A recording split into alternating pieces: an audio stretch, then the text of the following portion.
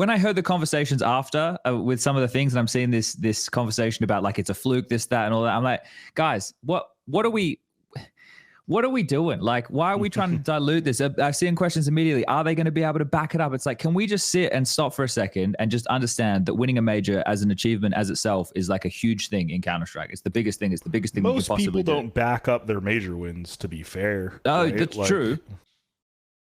Unless you're Charles. Yeah, I mean, there's always the exceptions, but I mean... Are you tired of your boring old skins? Head to Trade It and trade them for exciting new ones within seconds. With 24/7 support, massive inventory, free giveaways, and low fees. Trade It is the highest rated trading platform in the market. What are you waiting for? Start trading today for a $5 bonus, only on Trade It.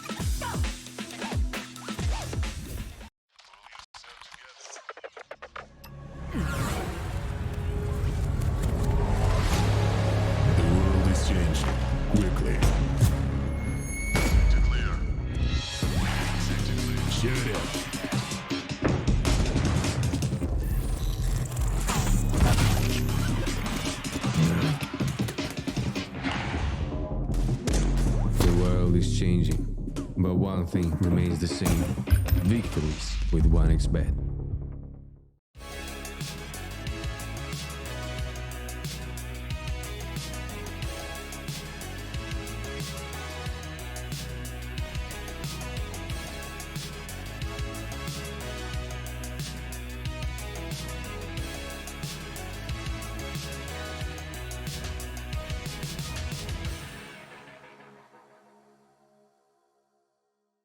Ladies and gentlemen, boys and girls, Counter-Strike fans across the globe, welcome back to another episode of HLTV Confirmed. Just before we went live, Lucas said, I think I forgot something, so we'll find out what that is as the show progresses. Honestly, SEMPHIS's comment made me crack up even more. But. Yeah, which was he needs a bed in the background. People can't see my bed or Striker's bed, only Prof's bed. It's not a bed, it's a couch. Oh, okay. Well, we need something that you can be vertical on.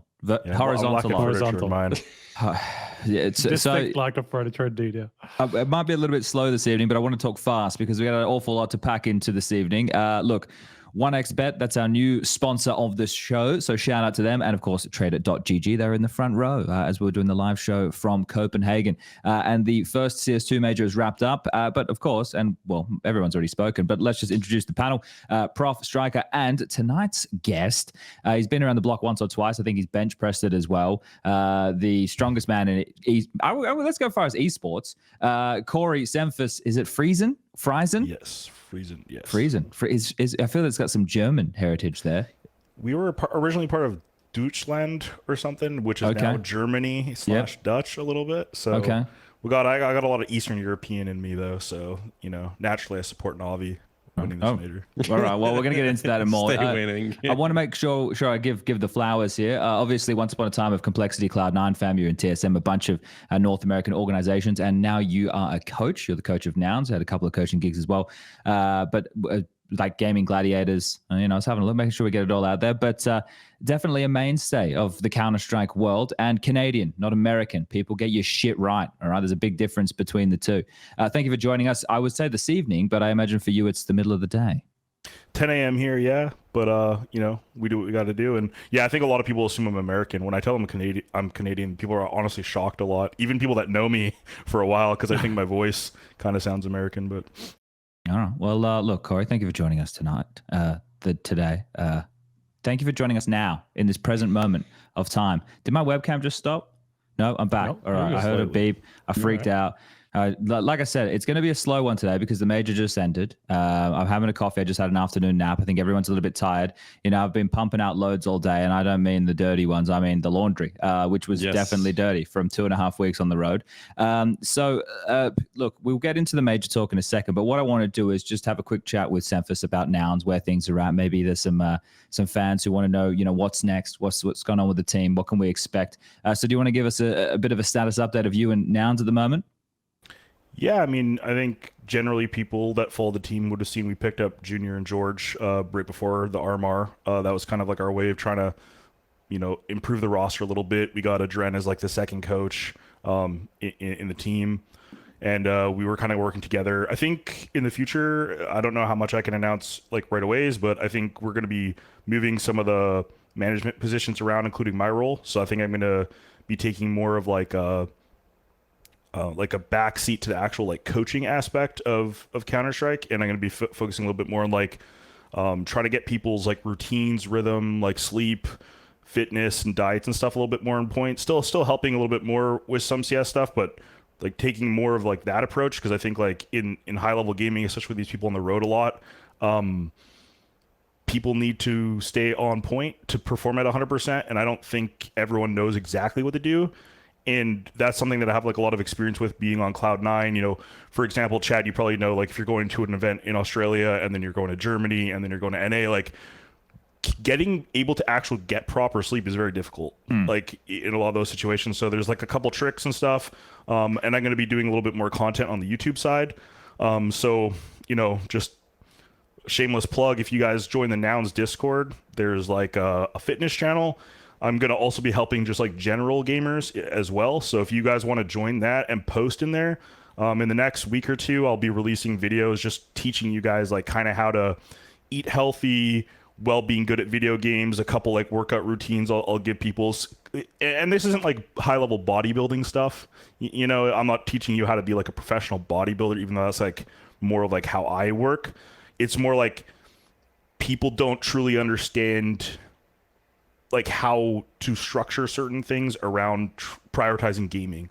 So for example, like if you're going to go and play a match at 5 p.m., you probably shouldn't be deadlifting right before it, in my opinion. You know, so just like little things like that, you know, you're going to stress your central nervous system. Obviously it depends on how strong you are, right? Like if you're deadlifting 100 pounds, it's probably not going to be the biggest deal, but if you're, you know, 400 plus, you know, it's definitely going to make an impact. So it's just like little things like that. So if you have trouble losing weight or want to be healthier in general, I'm going to be like setting a block of time every day to just answer questions and stuff like that. So yeah, just basically health and fitness stuff, and just trying to get everyone in gaming a little bit healthier. And you know, I think fitness is kind of catching on a little bit more in gaming. I think so, sure. A bunch of teams have, like, I think what you describe is what people call like performance manager or something like that, right? Vitality have a person for this. I know a bunch of other teams have people that focus mostly on like the physical side of performance, and then also like a mental coach or whatever, you know, on the mental side, right? It is very regimented these days, right? In terms of how these kids have been helped. I think it's great because these are life lessons that they can take on after gaming. These aren't just things that, you know, you use only while you've been a professional gamer. These are things that help every day. So yeah, that's okay, cool. So you shifted in that direction. I was just having a look. It looks like there is a Jönköping qualifier that your lads are playing in tonight against the Party Astronauts, or today, I guess, for you. A couple of hours time for that. And then we'll get into this later because we're going to discuss the circuit, and we'll discuss with you kind of how you envision that potentially impacting your team and everything that's to come with it. But yeah, okay. So if people want to check out any of that, head over to the Nouns Discord, and yeah, awesome. All right. Well, the meat and potatoes of tonight's episode, in case anybody wasn't too sure, is to talk about the major. That's where we're going to be starting. We're going to save the recent news for the end because a lot of those things we might just fly through. It might just be the odd comment or whatever. So I don't want to really start with that. I want to start and just jump straight into things. So we won't have a recent news bumper to play right away, but we are going to kick it off with Skinionaire. So we're going to start with the quiz instead, and that's going to help set the tone. Now, Dimitri, he did the questions, and I think it's Navi themed. Prof, is that correct? This is correct. Okay. So SEMPHIS, are you happy to sit in the hot seat for that? Are you happy to be the man to answer these questions? If it's about skins, I'm going to lose, but I'll try my best. No, it's just about NAVI. Okay. So, sorry. But the way this works, this is in conjunction with trader.gg. We got 5 questions. They're multiple choice. Every question that you get correct, that little slider is going to move up one. And if you get all 5 correct, somebody in chat wins a $50 skin voucher to use at trader.gg. So we're giving back to the people. And if the people want an opportunity right now to win, type trader in chat right now, and that'll be your raffle ticket to put you in the running. Right? We all love a raffle, a Christmas raffle, an Easter raffle. Easter's just ended. All right, let's get this one underway. Question number 1. I should probably open the page. Who of the following players has never played for NAVI in CSGO? Senya, karrigan, or Wonderful? Karrigan. I'll just divert you to the question. Who of the following players has never played for NAVI in CSGO? Oh, sorry. Say 9 or whatever. I can't see the. Is there a way for me make the quality better? Yeah. Sorry, like I can't read. The... Yeah. Go to this link in. You can even do the multi-choice yourself here. Click that link that's in TeamSpeak. That'll open the page, and then you can click your way through. You can probably zoom Oh, out okay. as well. There we go. Yeah. All right. Well, the first one with strikers being. Wait, that's wrong. Oh, Isn't shit. that? Yeah, it's wonderful. Sorry. I'm so dumb. This is a complete bait question. I got Yeah, Why yeah. was the hardest question No. first? This is No, a yeah, complete no. bait question. Yeah. Wait, Wonderful didn't play. He joined after. On CS2. Well, I mean, yeah. simple left for the first CS2 event, right? So Holy shit! All right. Well, here's what I'm gonna do because I get all the power around here, SEMPHIS. That one will mark as correct because it tricked me and I just got out of bed. So look, we're gonna give you 1 from 1 there because fuck Dimitri, man. He's probably not watching. That's a tough question for a first question. I'm bamboozled. I'm fucking bamboozled immediately. Now I gotta wake up. I got the coffee here, but I didn't realize these questions were so tricky. No, I didn't know either. Snakes I haven't around seen here. him either. We're gonna work together on this one now. That's kind of tilted me already, and we haven't even started the show just yet. So fucking hell. All right, let's go. Question number 2. How many times did NAVI reach the major finals? 2, 4, or 6? Oh, for fuck's sake! I didn't think I'd be thinking to start the show like this. I was just gonna give opinions. So It's quite a few. I think Guardian played like 4 major finals himself, right? They won one, and then they lost one to FaZe. I feel like it's got to be 4 or 6. finals. Guardian had his hand problem in the one final. that's Columbus, I think. They had the one they won. They lost to FaZe in Antwerp. It's got to be. They lost to to NAVI. Australis and So FaZe it's got to be Major. 6. Yeah, it's got to be 6 then, right? Yeah.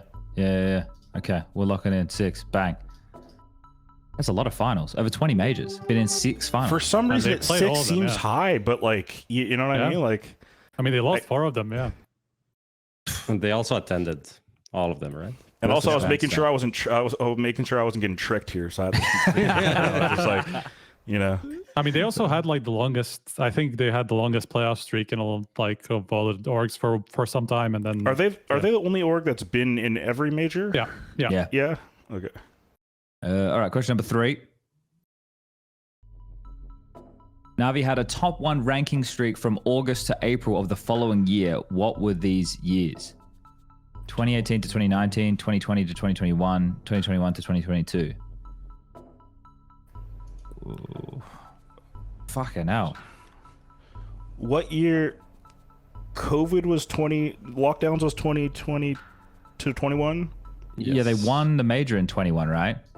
But it was from April, from August to April of the following year. Well, that major was late in the year, right? That was Then like I think it was 2020 then, right? I feel like that's what I would go with. I'm pretty sure EG was number 1 during COVID for a period of time. Yeah. And big. Oh, that's right. Big was, but it said, but it could have still been from 2020 to 2021 if it was from August to April, right? Well, the rankings changed after. 7 seconds. Striker, what do you think? It help us out here. What- See, It's C. Oh, well, fuck it. We'll just take it. We won't even argue with Striker I right mean, now. they won the major. They won like 5 events in a row at the end Right. of 21. I couldn't think of if they were. It was either after the lockdowns or before them, and I couldn't Right. remember exactly because, like, I know they definitely weren't the best during the lockdowns. Honestly, like thinking back to this whole time, like all 2020 conjoined. till the start of 22, it's just so Like nobody fucking remembers. weird. Nobody remembers what the fuck Yeah, happened. yeah, Like, it I was have just no like- idea what happened during COVID. Like I wouldn't even remember. Like 2020 was like Vitality was pretty good in like end of 2020. Yeah, I it's think Kyo- like heading into 21 it was like Vitality, Navi. Who was the third? Astralis, who were like still kind of like battling top 3 or something. Honestly, Nivera, Kyojin, and Misuta just Oh my joined God. into like one player in my brain. It's Yeah. like hard to even differentiate who went in and who left at what point. What an interesting time of Counter-Strike that was. All right, let's go. Question number 4. Who was the coach of Navi before Blade? Senya, Kane, or Starix? I feel like I know this one. It was either Kane or Starks, but I don't know if I'm being tricked again here. I think this one, there's no tricks. I feel like it has to be Kane, right? Yeah, it was Kane Didn't Kane then, go out with 'cause- Zeus? Yeah, it was Kane then. I mean, Stark was early years, right? Yeah. That's Yeah, I just was making sure I wasn't getting tricked here by some. It's honestly Yeah. Locked in Yeah. Kane? Yeah, Locked in I'll B-Kane? be Kane, yeah. For Correct sure. answer is B Kane. They've gotten easier as we've Yeah. me Googling. I'm clicking between the windows. Someone in chat thinks like, man, I don't even have my hand on the keyboard, man. Come on, man. I don't want to be getting called out of this shit. All right, question number 5. Twitch chat, I'm watching. Don't you worry about that. Last question. We'll put on the glasses, boys. We got this. This will help us through. Navi didn't miss a single major in CSGO and CS2. Which 2 teams are tied at top 2 and 3 for most appearances? C9 and G2, NIP and Fnatic, or VP and MOUZ? Well, G2 didn't even exist back then, right? Yeah, that's good thinking. It's got to be NIP and Fnatic, right? But in the recent years, they haven't. It's been a bit more on and off. It feels like that should be the answer, right? But Yeah, again, let's just- with the I'm fucking sure trickery. I'm sure all 4 of those are somewhere up there, but I don't remember which ones actually higher. I think they're like one. Dimitri is an asshole. I think they're like This is one a major fucked apart. question. Very recently, NIP and Fnatic have fallen off. Yeah. So, There- yeah, maybe there's we'll go more- VP MOUZ then. There's more majors early on, though. But MOUZ were there early, and so were VP. Yeah. 5 Fuck, seconds. Shit, though. Just hard. log something in. What do you reckon? Let's go NIP Fnatic. Okay, locking in NIP Fnatic. Correct answer is fuck. Oh, to thank Jesus. There we go, boys. I think it is. I Like got your skin safe, boys. I think it damn is it. one major difference, man. I think Dimitri is an asshole. Like Dude, I really was thinking VP MOUZ. I'm not gonna lie. Like I was really, but the glasses, you know, they came in clutch. So Look, that's part of the Nouns merchandise. Where can they find that, Corey? What's the website? I actually don't know. Probably be- on the Discord as well. You're gonna be plugging that shit. Okay, so Yeah. it's two majors different. So it's 20 majors. Navi, Fnatic are and NIP are 16, and VP MOUZ are 14. That makes the Navi stuff even more impressive. Actually, Cloud9 G2 are next with 13. Then phase 13 as well, and Liquid 12. So that's the top 9 or whatever. Okay. All right. Well, we have our winner. It's been drawn. It is. I'm gonna go with Gary Geri 2972. So congratulations. Our people will reach out to your people and we'll get your $50 voucher to use at trader.gg, the sponsor of Who Wants to Be a Skinionaire. All right. So that was a nice little table setter to talk about Navi and the history of the organization. Obviously, the organization that just won the very first CS2 major over in Copenhagen. That's what tonight's episode is going to be all about, right? Talking about the major, everything that's just happened in the last 2.5 weeks. So I think first and foremost, did anybody have Navi on their bingo card? Nope. No. No. So I didn't have Navi like necessarily winning, but when I was looking at a lot of demos for like some strats and stuff when we were boot camping in the UK, I actually really liked how they played. And that was actually one of the teams I was watching a lot of for like T-side stuff. So it's not like I necessarily thought they were going to win the thing, but I thought they were better than everyone thought. Just by watching them play, you know, like just because I was actually kind of like analyzing the T-sides. Their CT sides were like a little shaky sometimes, but it just seems like they kind of like got better as they went at the major, I think. But that immediately makes sense, right? You're talking about their CT sides looking a bit shaky. That's because I think the individuals across the board, you know, definitely not with massive outputs. And even within the major, some of the players who are meant to be considered more of the star players didn't have star numbers. They won as a team. I think that's one of the, like, what was there was a stat that HLTV tweeted out in terms of like round percentage won. It was like 49%. So less than 50% of their rounds won and they won the major, which to me. That is actually the first time that happened. Like somebody won less than they lost and won the major. Like the say closest that for the was, people in the back, Striker. Say it a little bit louder for the people in the back. That's crazy. Closest to that was like NIP in 2014 with 51% or something rounds won. So like, and that was also kind of a really tough run. If you remember, like close. That was where they won. They the lost like the max amount of maps they could lose to win a major. I think so. Yeah, I'm I pretty think so. right? Yeah. Yeah. And they just got cobblestone randomizer every time as the, Hey, as the man. decider. Look who you're talking to. I mean, it's Cloud9 who were at the receiving end of that. Yeah. I know. I know. We literally lost the map on Cobble because we didn't know the Canaan spot existed. And Fiverr just we didn't clear it, and oh man. I still remember I like just saw Sean just straight after the final or like the quarterfinal or something, and he was like, "That was our major, man." That was so early we on. were playing though. well actually at that major. Wasn't that the second major? No, Third. that was 2015. Yeah, Cologne. Yeah, it was Oh, that long down No, the track. 14 Cologne. 14 Cologne. Yeah. Third Yeah, major third, then. so third major. Yeah. Third major. Okay. Like on in the early days, right? That I think that clip featured. Didn't it feature in that Red Bull doc? Was it? Yeah, it was there. I think it was there. Yeah. I mean, yeah, it was that one, and then there was another one. The other one was Forest, right? But that was in the next. That was against LDLC, I think. Was when he hit at the end of the B side on the stairs. But that's a different major to this one. So well, a few years ago. But I think the overall stat of NAVI winning the major with less than 50% of the rounds won is crazy. I think it talks about the look, their wins were close and their losses not so close in some of the occasions, right? We definitely saw that within the finals with the blowout going into map number 2. But I think that as well, individuals were a massive discussion going into the major for NAVI. Right, it was Emma not performing as a star level rifler after being in MVP level form at the previous major, for example. It was okay. You're going to get enough output from some of these other names. Bit not really looking super comfortable, but the fact that they're able to play the type of Counter-Strike they did, which was very cohesive. It was very well put together team-based Counter-Strike. I really liked watching the way that they played the game. But I sit here and I just go, like when I heard the conversations after with some of the things, and I'm seeing this conversation about like it's a fluke, this, that, and all that. I'm like, guys, what are we doing? Like, why are we trying to dilute this? I've seen questions immediately. Are they going to be able to back it up? It's like, can we just sit and stop for a second and just understand that winning a major as an achievement as itself is like a huge thing in Counter-Strike. It's the biggest thing. It's the biggest thing. Most we could possibly people don't back up their major wins, to be fair. Oh, right? that's true. Unless you're Stralis.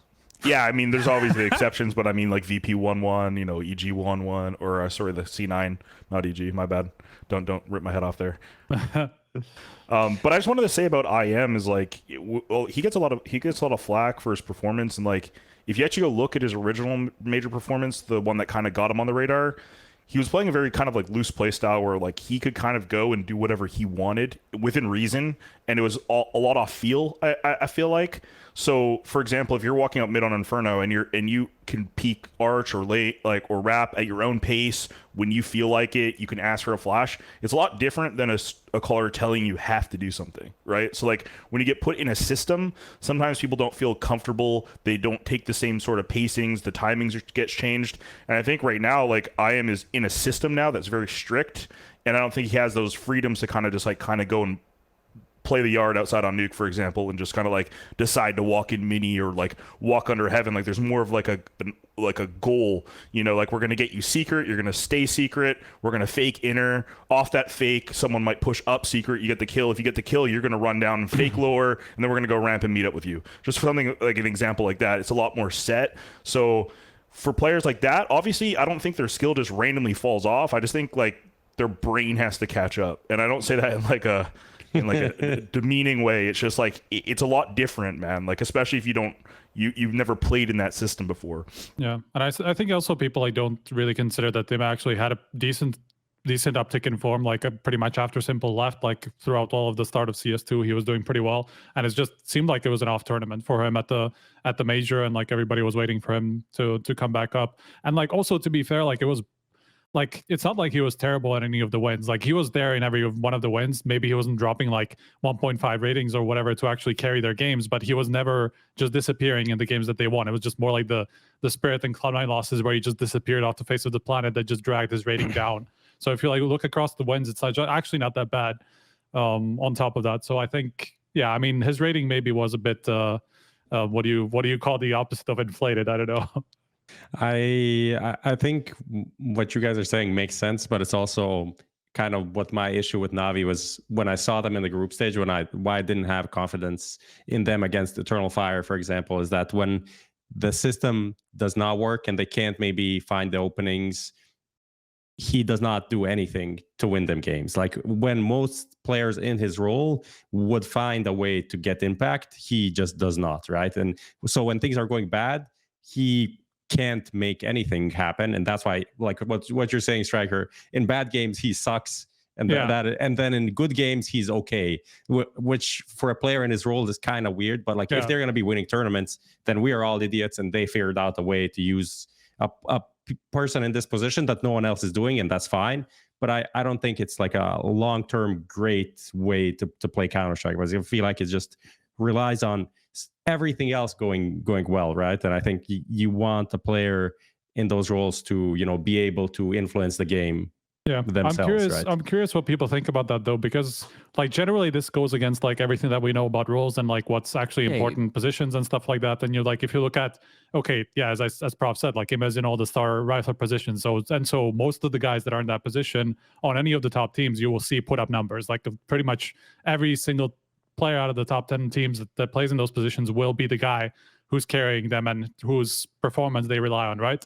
So I wonder about how much does it speak to, obviously JL's overperformance, like, and I don't mean that in a bad way, just I mean like he stepped up at the major obviously to make up for some of that gap, and he had so many like decisive plays like late into matches in pretty much every single playoff series, that made them turn the tide, right? But I'm curious about how much do you then look at everybody else in the system and Alexi and Blade for making up for that problem, in the star position. Like I'm curious about that because I'm not sure, I don't really have an opinion on that. I'm just curious because I've seen like people start considering that, like how much then do you put the like making up for that lack of performance for your biggest star, who's supposed to be the guy carrying you forward, for the system that Blades put in place for the calling that Alexi was doing during the tournament. Look, I think when you look at this is it. Like, I don't want to just like quote statistics, right? Obviously, and then we can go through matches and talk about impact and where it was found, and obviously winning as a team and all of this. But he had a 0.88 rating for the entire event. Like, what? That isn't that crazy? Yeah, but again, like if you look, but also the whole NAVI team, when you go on HLTV and stats for the event, yeah, they're not great. They're not in the top 8 of the teams with the highest rating. But that makes sense. But that also goes hand in hand with how we were talking about. They won the major with more rounds lost, right? Yeah. And so like of course, if you get destroyed in one map, like that's probably because that map just you didn't have the individuals there, right? People usually think of it the other way, where you lost the map so everybody has worse stats. No, it's like you lost the map because everybody had didn't show up, a lot of the time. Yeah. Of course, it's not always that way. It's not like it goes it's always so straightforward in black and white and stats tell everything, but a lot of the time it's more the causality is exactly the opposite, right? So that's why they didn't have anybody on top of the stats, because they just lost several games where they just got destroyed. But it was losses that obviously didn't end up mattering. Like it was those 2 losses to Spirit and Cloud9 in groups that who cares when they make it to the playoffs in the third chance, right? It doesn't matter. Like you can just delete that and not consider that at all, because to the run it didn't make any difference. Same way they got destroyed by FaZe in the second map, like of course nobody shows up, they get destroyed and their stats go down, but to the whole run they won the major. It didn't matter. You'd say to the run it doesn't make it does make a difference to the run, right? It doesn't make a difference to the results. It obviously didn't impact the result. Yeah. But like, the thing is, like, we're talking about their stats being diminished because they had some games that were blowouts, but that's part of their journey. The fact that they won this, right? I think that's the whole conversation, right? If I step back and I look at this, I don't look at this and go, there was anything that was revolutionary in terms of the way that the game was played. There wasn't a standout performance from any player that where I'm like, wow, this is like a carry level tournament where it was insane and they did so much, right? Obviously, JL won MVP of the tournament and he had impact, like big impact in the games down the stretch, which was great, like literal showstopper type rounds that shifted the momentum of the game, right? The Ancient against G2, the ace, for example, like when it was just a low buy with a couple of deagles and shit, like that literally shifted the entire tone of that match. So the impact is felt by these players, but it was not one of these tournaments where we're talking about the dominance of a team or like the sheer ability to strategic, like in terms of outmaneuvering their opponents and working as a cohesive unit and playing some good team Counter-Strike. That's what I look at this win as. But overall, and I'll be a little bit more wanky here for a second, but the release of emotion from Alexi and then I guess the other members on the team, right? It wasn't just like everybody like kind of breaks down in tears. There was definitely tears of joy that was there. But for like Alexi standing up on the table with the shirt, like the amount of like absolute, like every part of his fiber and being when he has the trophy in his hand and like all of the emotion of these players and was the big part of the end of the event for me. Like that story, just to see how much, like obviously winning a major, it means everything, we know that, but like that release of emotion for different players for different reasons, right? Because all of them have their own storyline within that team. It's not like even a team that's been together for a crazy long period of time. We're talking like, a core that's been together for years or whatever. All these parts that have been injected together. You have now a 2-time major winner in Bit, who has definitely dropped off in terms of performance, but then does it again. You had the guy who was in the grand final of the last major, who was on like a fairy tale run with an underdog team, who was in MVP level form, owning everybody, who's now in like average form, but then won at being one of the individuals at the bottom of the scoreboard. That's fucking crazy in itself. You have JL, this like workhorse in the team, who back when we look at Paris, he got picked up, but he wasn't like a star name. He was just filling some good roles, and they turned out to have this awesome personality, and he goes on to pick up the event as the MVP, which is fucking crazy within itself. Then you have wonderful a prodigy AWPer who's ahead of all of those other prodigy AWPers that we've been talking about, like a Shearer or a Monacy or whatever, and then Wonderful comes along and just fucking scores a goal. And then you have Alexi, who's been doing this, and I think, Prof, when we were talking about it, like at the award show, right, failing upwards or whatever, like all the different teams that he's been in or kicked from or bench from or whatever, and then he's with NAVI, and he's able to do it with this hodgepodge group of players, and they, you know, go through one of the toughest brackets of all time, and they win the major. Like it's a crazy story from that angle. But then I just go back to the beginning and I go, it wasn't like any crazy carry performances. It wasn't like, you know, just a dominant run where they didn't drop any maps. It's a different story of this major win. And I suppose that's why people are like, oh, is this a fluke run? Or is this like, I imagine that's where this type of conversation comes from. Because I read it and I'm like, why are we even talking about that? I mean, it's always the discussion, right? Because I think people want the best team that deserves it the most to win the major, right? And then it seems like this Navi one came out of left field for everyone. As like, should they have won the major? Are they actually going to be good, or this is just like a weird scenario that happened? I think that's why people get invested in like, is it a fluke? Is it not a fluke? I think fluke runs are, in my opinion, it's based on not even playing good teams, not like, oh, they performed well at one tournament and then they're not going to perform well again. Like if you play good on the day, you deserve the win. Like there's nothing about it. I think with how the major seeding worked out and everything, I don't think you could fluke your way to an easy win of a major. That's impossible. Like that doesn't make sense. I mean, obviously, like people will. Yeah, sorry, SEMPHIS, go ahead.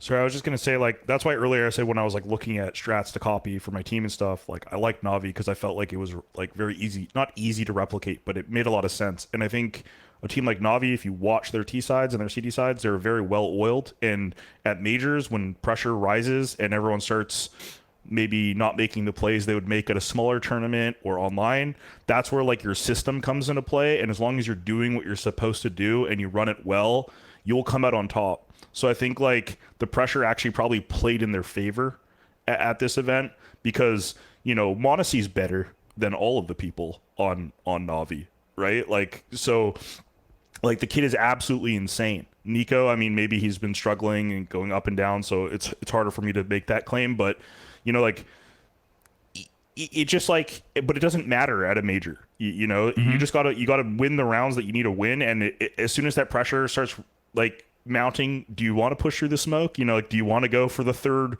big kill that you maybe normally would go for and now you don't? You know, like a lot of things change, and that's where I think like Navi like performed really well. And that's kind of like when people are, you know, hating on IM is like, I agree with Professor in the sense that like 0.56 FPR at a major in star roles, it's bad. Like, but at the same time, if they don't need him for that and the other players are going to step up, maybe it's okay. Like, but you know, if you want the you know, the better performance, and I do think like he needs to step up, or they need to get a better player in the future if they want this going to work long term. Like I think at least. Yeah, I think there's still like conversations about him as an individual and what's going to, you know, happen with the team and stuff. And I think that's probably again where the conversations about the longevity comes from. But it's so hard for people to separate like that conversation, to look at, okay, yeah, maybe those conversations should be had, but also giving them the credit of winning the major, because like that's essentially the sentiment you've got right there. Like at a major, it doesn't matter. You need to win the rounds. You need to win. Like this is the most important tournament, and if you can win in the most important tournament, like that's the one that is not going anywhere. That's the one that's etched in history, right? So I think it was a good event to watch overall. I should have done general thoughts before we got straight into the Navi chat, right? We should have just like kind of taken a step back and had a general look at how we felt. We can look at the other stuff after that, right? Yeah, for sure. And just real quick, like, you know, I was behind my team at the RMR in Monterey, and you can tell when people are playing differently or the stress is getting to people. Like there are certain things that you will never see go wrong, But when it comes to like these RMRs and majors, man, I'm telling you, like, the strong-willed are the ones that usually play better. And like, from my experience, I used to, when I was a player, I felt like I played better in majors because I would just be like, it's a scrim, boys, let's go. And I would actually play like more aggressive or like dumber in you know, just because I knew everyone else was like taking this so serious. And I'm like, well, if I don't take it so serious, I don't put that pressure on myself, then like I'm gonna play better. And like, for the most part, it worked. I never won a major. I got, you know, third, fourth. I like to say third. I like to round up, but bronze medal, as they call it. Yeah. No, I think the reason maybe that it seems like a fluke is because, like, obviously, you know, I use the word luck in a sense, in like the purest sense of the word, which is kind of that they turned up playing against the right teams. It's not like they played against bad teams in any sense, but they turned up and played against the right teams in the playoffs on the way to the final. But then they have the FaZe like ultimate test, you know, because that's the guys that we know are always going to show up. That's the guys we're kind of touting as like the arena team, you know, that they never crumble like in the arena, you know, or they don't have like miss appearances in the arena. But like, they played Eternal Fire, where like the matchup was probably the best they could have gotten in the playoffs, and then they played G2, with who they've beaten like 5 times before, and that they have kind of like a mental edge over. But they still have to prove that on the server, right? Like, they still got to 3 maps. They were down 5-0 before that JL play happened, right? Before the Deagle Ace. It was only 3-0 or 4-0 or something like that, I think it was. And from there, they just destroyed them on the CT side, right? And then like just pretty much strolled to the win. You know, it ended up being close just because kind of like a cosmetic comeback. But, you know, that's some pressure that you still have to withstand on the actual run. And it's not like G2 is a weak team. Like, eventually they got to the playoffs. They beat like one of the teams that we expected to at least have a chance to go to the final. So it's like, you can't really justify that being just down to luck. You know, they still played as well as they could have, you know, to get there. We'll discuss obviously some of the opponents they beat on the way soon, but I think one of the keys that I was talking about before we had that Eternal Fire game, I think when we had Major on the live show, discussing the veto with him, right? Like, the NAVI removed Vertigo, their strongest map, and they banned Ancient, which was, at least by my eye test, a weak map for NAVI, because I remember watching NAVI on it earlier in the year, and they couldn't even do basic mid control utility on the CT side. They were missing like the elbow molly when they were going like double mid, or they were missing from spawn smokes for elbow, and they were unable to be cohesive and holding that map at all. And then I was leaving the casting desk after the second map in the G2 versus NAVI game to go grab a drink or whatever, and I walked past and they had like a huddle, and the first thing I heard Blade is, "It's all right, like the next map where we put a lot of work into," and it was Ancient. And they clearly had put a lot of work into it because they needed it in both the semifinal and the grand final wins. And yeah, I think you know, like that's where I had concerns for them. I was like, man, like, I know people don't give a fuck. Like, you know, if it's professional level Counter-Strike teams that I was watching earlier in the year, not able to throw basic utility that like Scrubs and FaZe can throw like on a regular round basis. Like, that's why I had concerns for them. They were having issues doing stuff that should be like really pedestrian for a top level professional team. So I had big concerns, but they clearly put in a lot of prep on that map, a lot of practice on that map, because they weren't missing any of their map control utility then. So they'd put a lot of work into that Ancient. It wasn't exploited as a whole in their map pool, and they used it to get a major victory. So I think that's some of the keys as well. Like, you know, fixing your weaknesses in the lead up to a major.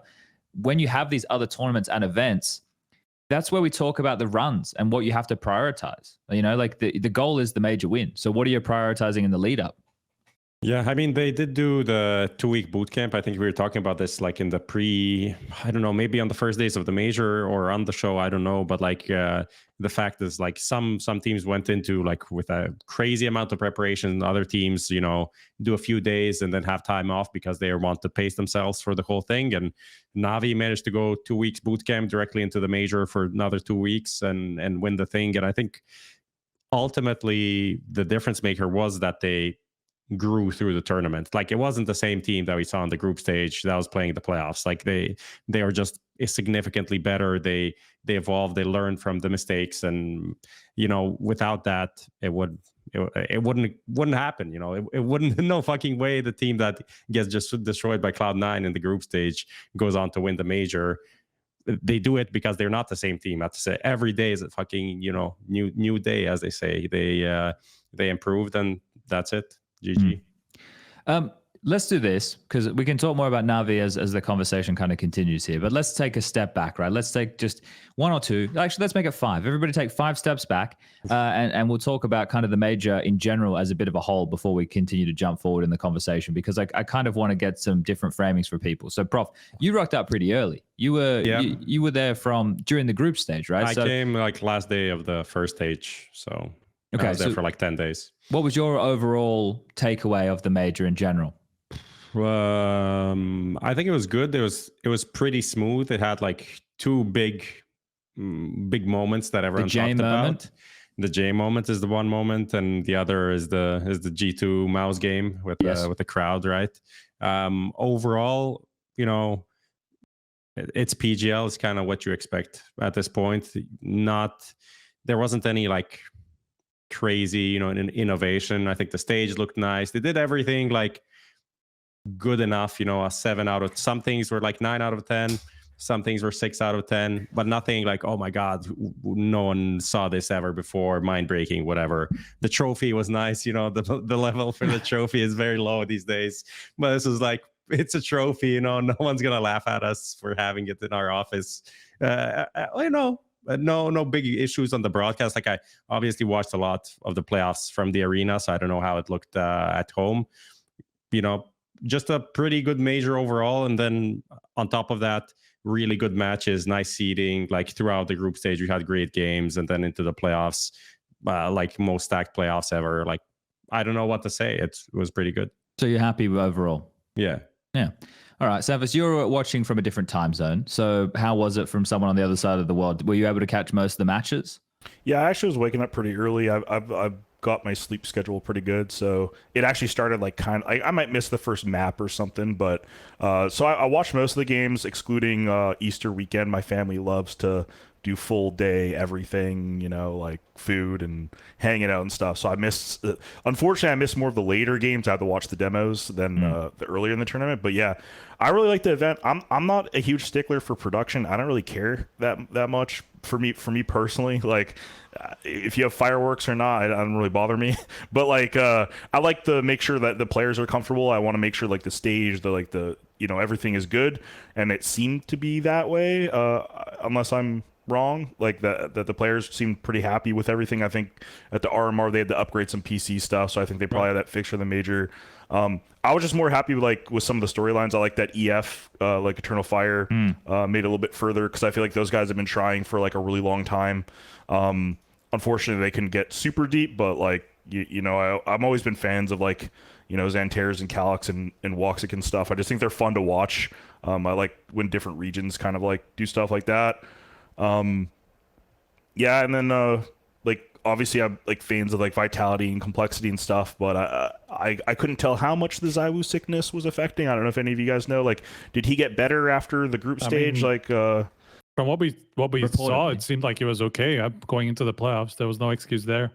Okay, yeah, because he did look a little off in the groups when I was watching. But I was hoping that break, you know, I don't know how you guys feel. I'm not a huge fan of the breaks, It was longer break, than usual as well. Like, it was 3 days this time, which was normally it's 2 days, because you have the day in between the first and second stage. I don't know. It definitely created like a feeling where it's a bit disconnected, but I don't know. I like, because I traveled during that day, like I didn't really mind so much. So it like, I kind of went from group straight into the playoffs anyway. So I didn't really mind that. A logistical thing for the venue, because like the venue that was used for the group stage was busy the day after. So I'm just going to presume that was booked before the major was booked. I'll just say that, but I don't know if that's true. Because otherwise, usually it is just 2 days between the two things, and now it's 3. And then some of the teams like MOUZ, I think, had like a 6-day break between the last game they played. Yeah. That's kind of crazy, right? Yeah, struggling from success, man. You know, that's the thing though. It's such a large void of time. You think, okay, well, you can practice a shitload in this time, but then you have the flip side of that, and you're sitting there going, okay, well, it's so much downtime. Like, are you going to overthink things? Are people going to get cold? Like, other people have been playing like more, and they've been keeping that intensity for higher. So there's always going to be those conversations to make. But I guess those are factors that we discuss within the run, and then when we interview some players, see if it actually did affect them or not, right? because those are going to be some of the little details. As a viewer, and I mean, from our perspective, like for example, it actually allowed us to do some pieces, some features just before the playoffs, like that we released basically the day before. And if it was 2 days break, like it's pretty hard to turn something around in like 24 hours, you know, or like after a match ends, you know, the next morning you start working on something and you have to release it within like 30 hours or some shit for it to be relevant. Like it's really difficult to hype anything up heading into the playoffs. So like from writing perspective, I actually kind of welcomed that because it allowed, like, yeah, we had a conversation on what we could do, and we actually did execute like a decent amount of stuff. So like it makes from the that viewer a bit perspective and from hungrier. the viewer's perspective as well, yeah, like you had 8 kind of crazy days before the playoffs, and so like you can spend some time between the playoffs, and then spend the last 3-4 days watching. So I don't know, I don't really care either way, to be honest. Whether you have a day off between or 3 days off, it's effectively the same thing to me. There was obviously right, like that build up of time. I would say that our viewers, like of the podcast, right, the hardcore Counter-Strike fans are the ones who watch the 8 days worth of the group stages, right? Whereas the more, I don't want to say just like, it's not only casual Andes, but not everybody has time to watch fucking Counter-Strike every day of the week. And they'll also just watch their favorite team, right? So they're gonna watch a couple of games in a day or something, and that's it. Like that's not dedicated. Quit your job, boys. You got a Counter-Strike to watch. That's the thing with how much CS is going on every single day. It's almost impossible, right? So, but I think the break is nice. It builds anticipation for the hardcores then going into the whether or not, you know, it should be 2 or 3 days or whatever. That's, you know, something. But what about, it started at 8 p.m. at night? Like that felt late. Like I'm going to bed early these days, but that 8 p.m. felt late. Or is that like a prime time slot? Because we've been in positions before with events in the Royal Arena, because this is one I want to give a shout out to, where the fans in the Royal Arena have gone home early, right? And that's, I think, when me and Machine had that one event where we were like, these fucking plastic Danish fans, because they went home because Australis or whatever was knocked out. And they were like tweeting at me. They were like, "We've got kids. We've got to be up early in the morning." I'm like, okay. Like, shout out to all the people who came to the major. Shout out to all the Danes that were there, because it was fucking packed. Right, it was packed, from the floor to the rafters. It was amazing. There was an awesome atmosphere in there. Everybody besides one group, which we'll talk about a little bit later, was very well behaved as far as I'm concerned. So I think, like, as far as the Royal Arena went, like, because over the last couple of years there's been some questions. Oh, if there's no Danish team, is this going to be a bit like the Brazilian crowd? No, redemption for the Danes. Absolutely. I think it was a big departure from Blast events, and I don't mean that as a bad thing towards Blast either. Just because, okay, you don't have a major and you don't always have the luxury of having the best teams there, you know? And so obviously, like, if you don't get the Danish team there or whatever, like, you're going to struggle with it, with an event that you have every year, right? But if it's a major, then it also attracts a lot of audience outside of Denmark. I think Blast was probably more Danish focused, and like there was much more tickets sold to actual Danes. So I think from that perspective, it obviously helps to have a major, and in terms of interest from people, you know, flying over from, I don't know, I saw a bunch of Americans there. There were like a bunch of Australians that like just stopped me and just started talking to me. Like people just go to a major from all over the world, you know, if they have the time, if they have the money. So it's just different thing. And also, like, if you think about how all the matches were received, like I saw this moment, you know, when NAVI won the match, the crowd was maybe 70% FaZe, like pretty significantly favored towards FaZe in that grand final. But when NAVI won, you could tell that like people were happy for them. You know, it wasn't just like, okay, this team just beat our favorites or whatever. Like, you could tell that people were just as crazy about this result as anybody who was like a NAVI fan. They were like, what the fuck just happened? Like, FaZe got destroyed. And it was like in a good way, you know, like they were really enjoying the moment, you know. And that doesn't always happen, like when you have, you know, crowd favorites losing. Like, it's quite rare for that to happen. And I think it gave me like a feeling like Cologne, you know, like a lot of these Cologne tournaments that have always had a very impartial crowd, even if they do have some sort of a favorite, they are there for the Counter-Strike. They are there for the enjoyment of the game. And I think that's just what majors bring. That's what like the best tournaments of the year bring. And that's just how it happened with PGL. Of course, they got lucky with the teams as well. I mean, they couldn't have gotten the top a lot more, like not even just top 4, like the whole top 8. Like we had 7 out of top 9 teams, and then number 13, which, yeah, as I said, like on the last show, that was the most stacked playoffs that we've had in a very long time. So obviously everything worked out for PGL in that aspect. I think they're pretty happy about that.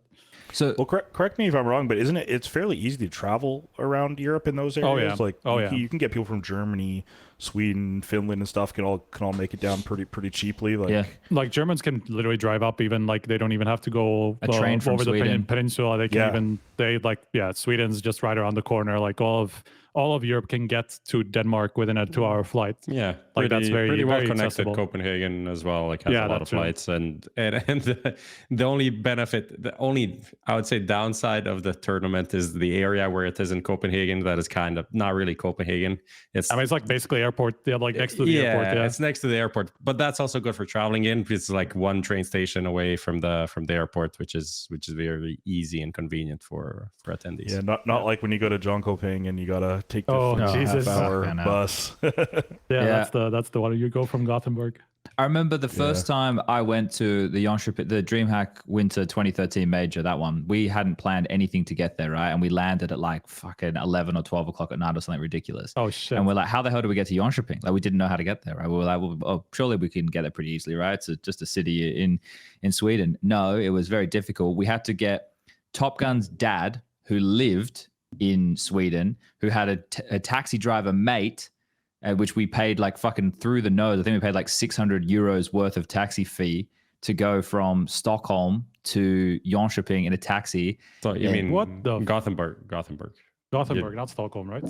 No, No, Stockholm. I think we all flew into Stockholm back then because we didn't know. Because we did the same thing. We just took the train and it was like 5.5 hours or something. Oh shit! Then it was Stockholm, yeah, because Gothenburg is like 2 hours. Yeah. So and then we had to hire a car. We had to hire because our owner booked us a house. We weren't in like a hotel. We were in like an Airbnb, but it was out in the sticks. There was like 30 minutes away from the venue. So we had to go in and hire a car, like a red van, to drive in every day to go to the event. It was which Sniper was driving. It was an interesting time to be alive back then. But I've just derailed us a little bit there. So sorry, everybody. Yeah, and for you youngins, there was no Uber back then. Yeah, right. Yeah, nothing like that. There's no Uber in Jönköping even now, man. Like, Yeah, so that's true. There's Or like- Copenhagen. And any Oh, form that's of true. taxi in Copenhagen, you get to pay through the nose for. But Insane. we're happy with the major. Everyone gives it a thumbs up. It was a good major. Thumbs up from Yep, everybody. top 3 majors of all time according to Yeah. esports charts. It's all about the owned stats. by PGL. Yeah. It's all about the So viewership. funny.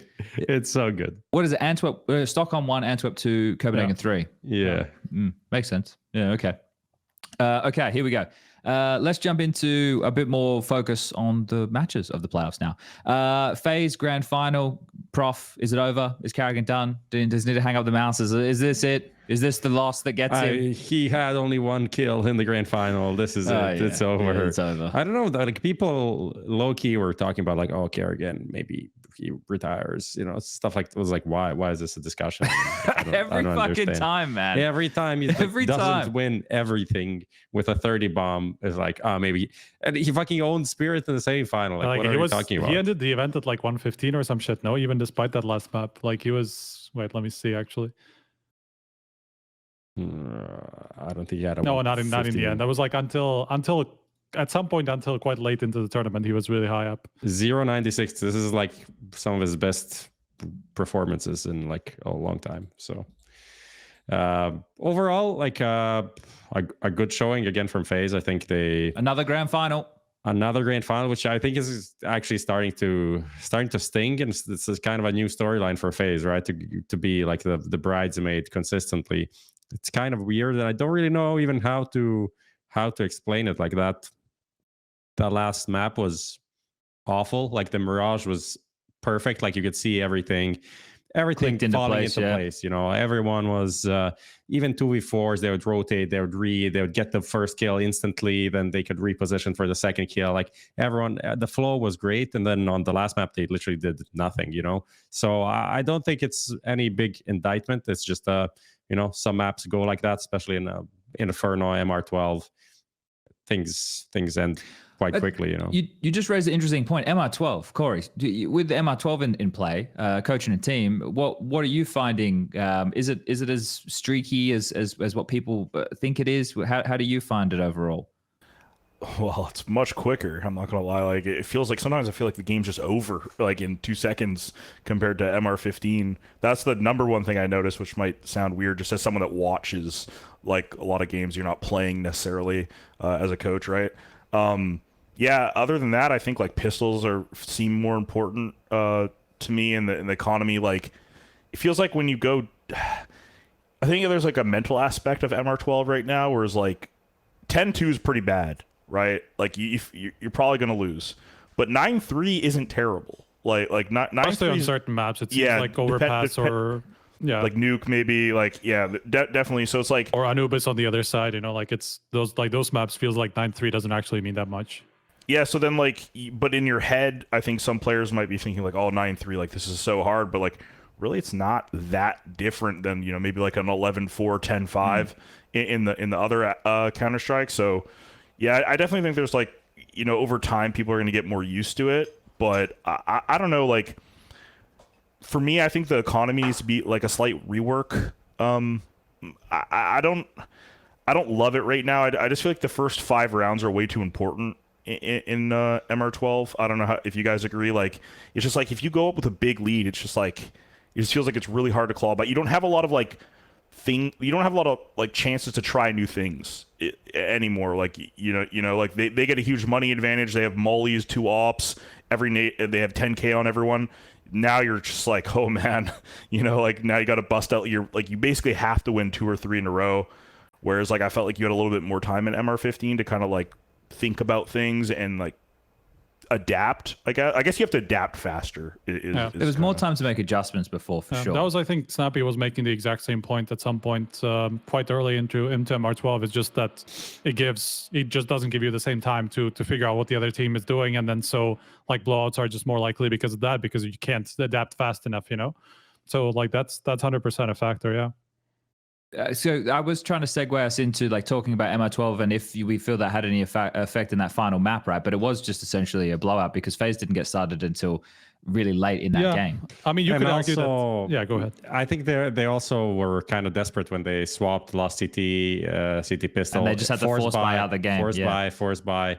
I mean, kind of understandable, but at the same time, they really did not play the CT side at all. Like they didn't have a full buy. They didn't play. All. Yeah, no, they didn't play it at all. You're right. So that's a fair. So like, if they got maybe a round more on T side, or if they won the pistol, it maybe would have been a completely different story. You get 3 rounds on a T-sided map, Prof. How it's not going to go that well, is it?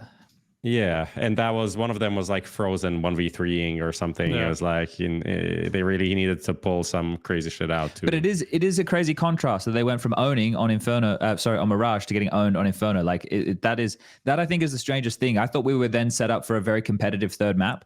I thought it was going to be quite back and forth. Both teams, trading map picks and warmed up into the series, but it was just, oh, okay.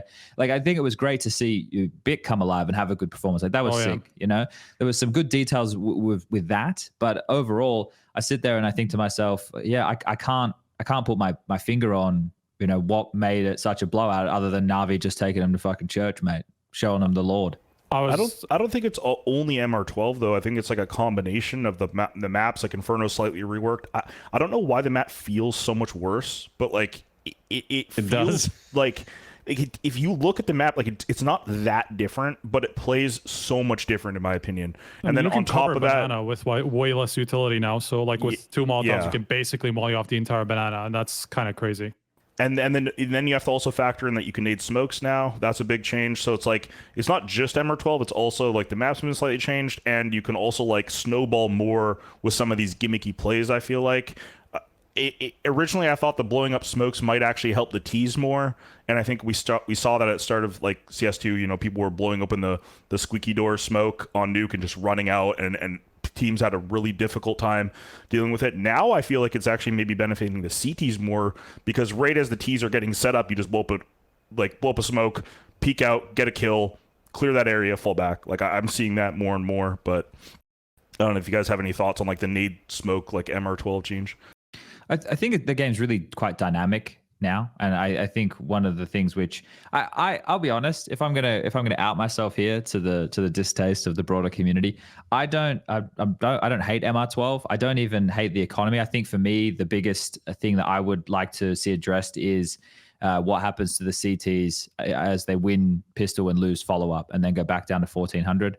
I would like to see it if they win pistol, lose follow up, that they would just still get 1900 as the loss. Doesn't have to be 1900 as the whole loss, just at that point that it's not completely reset to the bottom, because a 1900 force by CT side still kind of sucks, but gives you a bit more flexibility. On certain maps, you could get a scout and get a couple of scout tags and have some pistols mop up, or you can get pistols with a little bit more utility. Like a 1400 force by is fucking miserable. Whereas a 1900 force buy is still not great, but you can make the choice. Do we force buy because maybe we saved an M4 or a FAMA so we can get a few things around that?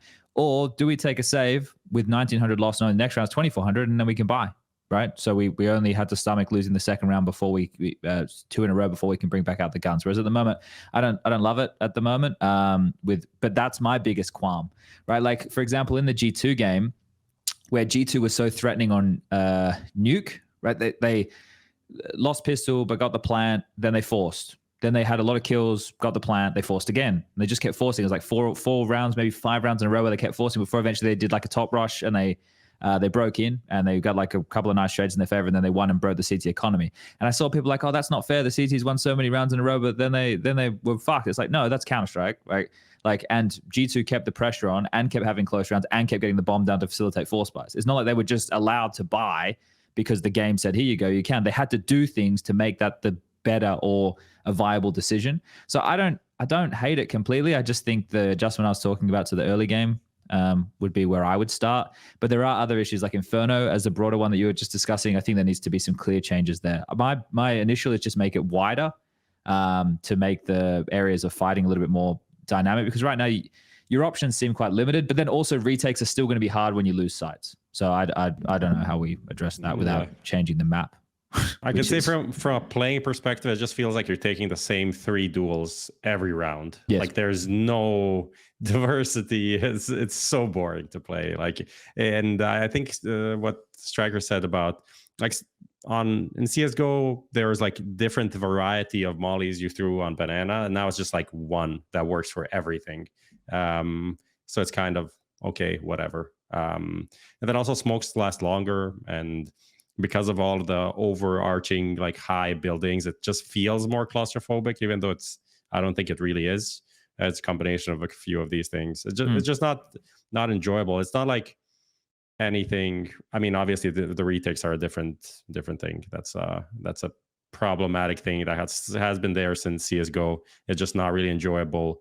That even it's 2v3 sometimes if you 3 CTs might not even be worth it to Man, I hate it. I don't know if you remember the round, but there was like a round where G2 had a 3v3 and like they literally saved in a position where that was absolutely a legit retake to take it. I mean, it was also FaZe one round when like I think Rain was still fighting on B and he got like 1 kill.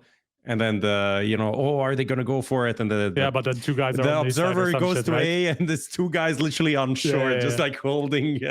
I don't understand like no sometimes. movement. Like, sometimes it almost feels like teams are a bit too stuck up in that mindset where like, okay, like it's if the B side we lose the B side, we just have to save, even though like there's definitely a way. Like if you actually start moving early, but like I understand how we got there. Do you guys want them to kind of like incentivize forcing retakes more? Like, is that something that you guys would like to see? I don't think you can incentivize forcing retakes. I think you just need to make the map more retakeable. It needs to be more viable on that map specifically. I don't think in general. Like I just think Inferno, because like you think about coming out of CT Arch, right? You've lost A and you're retaking, even if it is a 2v2 or 2v3, like, and you have 2 players retaking the A site. First of all, you have to get through Arch and Library, which are narrow choke points, but then coming through them, you have through Arch, you have 180 degrees to clear. That's before I even start thinking about Graveyard, Pit, Apps, Site, Short, Boiler, Middle, And it's also like a long rotation. So like by the time you get there, even if you have like a fast reaction, it's never fast That's enough. why there's so many gamble stacks, right? Yeah. And also the other problem is you use so much of your utility to block B or get banana control that you don't have utility left to retake A. So, right, unless it's a rush. And then Right, so there's, yeah. It's also like the map also makes it difficult for like reaggression and for you to find out more than just like peeking down mid with like one pop flash. Like perhaps it's such a risky place to go if you don't already have control over there, and it's also sometimes risky just because of wall banks and stuff like that. Like to stay there for extended periods of time. So it's like as a CT, like you don't really have an opportunity. You know, if you lose banana, then you can't really reaggress because the T's can be literally still covering pretty much every choke point for you to try to find out some info. You know, if you look at the maps like Ancient, you know, you constantly have opportunities to reaggress somewhere all the time, everywhere. Anubis is the same thing. And that's even Anubis has a very T-sided map, you know, still offers more opportunity for CTs, I feel like, than other than just one area of the map on banana, you know, where you have some opportunity for aggression, you know. So maybe it is just obviously, and I think saving has been a problem across all of CS, and it's like happens a little bit too much that teams play the percentages, even though like that is absolutely the right play to do in most scenarios, but definitely feels like it is much more map dependent. So let's do this because we've drifted off into the wide world of balancing Counter-Strike right now. Because we were talking about FaZe. Do we want to kind of put a bow on FaZe? Because overall, I think it was a good run. I think the Spirit win was a huge win for them. Man, it feels just like so. Must feel so bad for FaZe because they beat like the number 2 team, they beat the number 3 team, and they meet the underdog in the final, and that's where they crumble. You know, that's kind of crazy to me, just because like that was probably one of the hardest major runs that would have been, that if they had made it work, you know, that was probably one of the hardest major runs of all time. You know, especially considering they were heading into the Spirit match as pretty heavy underdogs. Like that was the most skewed matchup of the quarterfinals, at least expectations wise. And I think going into the Vitality match, they were also underdogs, you know, so by bookies at least. So, and like if you consider their history in deep games in like late last year and this year, well, late last year especially, because they didn't actually play any deep games this year against Vitality apart from this one, then like that's the part that almost feels bad, you know, because I understand the fans that say like, okay, they beat the 2 biggest teams, you know, surely they're going to beat Vitality, and why they feel disappointed. But that's just how it is, right? You have to turn up every day. I expected it to be a 2-0 stomp in the final. If anyone did not expect that, they can raise their hand. No one's raising their hand. It had all the writings on the wall of just being like a FaZe's event, you know, an Astralis Avant-Garde or Grand Final or Astralis Sense, you know, that kind of a story. But it wasn't. We broke the streak. Yeah, we got a 3-mapper, but it was probably shorter than some of the 2 maps that we had anyway. But if you look at the second map and how it ended, you know, and especially like I was looking at karrigan and I was looking at the whole FaZe, I'm like, this is not a FaZe you beat. This just doesn't look like it. Like it looks like the FaZe that won all the finals, you know, and stuff. Like karrigan was absolutely determined. You could tell in his face, like he was so fucking confident after that second map. And maybe for a good reason, right? But maybe that's what they went into the feeling of the final with, right? A bit of that vibe that the hard work was already done. I mean, that's possible, but I don't think FaZe are necessarily that sort of a team. I've never seen them like crumble just because they do play like up to it. Like especially in earlier stages of a tournament, they do play up to their opponent's level a lot of the time. Like we see how many times they go through like grueling fucking series against the team that they should never struggle against, and then you know they go into the playoffs and they just destroy all the favorites. You know, that's like the type of FaZe that we've sometimes seen. So that's maybe a part of it where they just get brought down to a level. But I don't think that's what happened in that third map, because NAVI was like obviously the better team, you know. Obviously, NAVI were playing out of their minds, but I also don't think that would have happened on a map like Nuke or something. I think it's just like an Inferno thing. Like, you know, NAVI got the ball rolling. FaZe really couldn't find a way in the game, and they just didn't have anything to work with. I think if they would have won Pistol and gone up like 4 on the second half, you would have had a game. I mean, obviously that sounds like, of course, right? But, you know, I just like, they just never got any room to work with in that game. And it's like, you know, so I don't know. And like, just from like our team playing Inferno, and we're not the best Inferno team, but at the boot camp we were really confident in our Inferno. We were beating a lot of teams in Europe in scrims on Inferno. It was one of the very few maps actually that we were doing well on, and we were struggling a lot more with like Ancients and stuff. And then we went to the RMR, we played some of the Brazilian teams, and like just nothing worked, and we just got owned. And obviously we're nowhere near FaZe's level, so I'm not trying to make that comparison at all. It's just Like, I just feel like Inferno's in a really weird state right now, and I think if the map was something different, I think it wouldn't have been quite that scoreline. Yeah. I mean, have to say, Brokey played a good tournament. Yeah, so did Frozen. And Frozen is becoming like the best rifler, at least on FaZe, if not the player overall this year. He played great. Brokey is still Brokey though. It's so annoying. He's so fucking annoying, man. Like the way he played against Spirit, he was like insane, I would say. I think he's the main reason they won that game.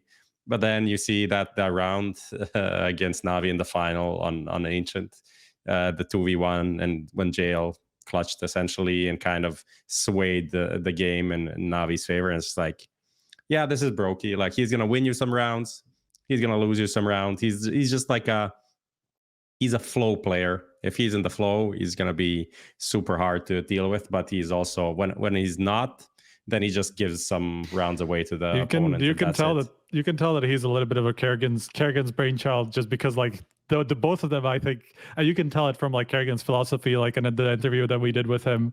But was it after the quarterfinal or was it after the group stage or something? Like, I want the guys to just like, well, I haven't seen our guys over peak this whole tournament, you know, and that's what we do. Like, we over peak, we will just make some stupid plays, you know. I'm like, this is Brokey in a nutshell. And like karrigan, of course, as well. Sometimes Rain, it's like, it feels like sometimes, you know, Rops is the only like reasonable player in that entire team, just because everybody else will have that mindset of like, I will just overpeak, I will go for the play, you know. And that's also why they just sometimes look like such a shit team, just because they will like walk through 3 smokes on 3 different parts of the map and they all get destroyed because somebody's waiting behind that smoke.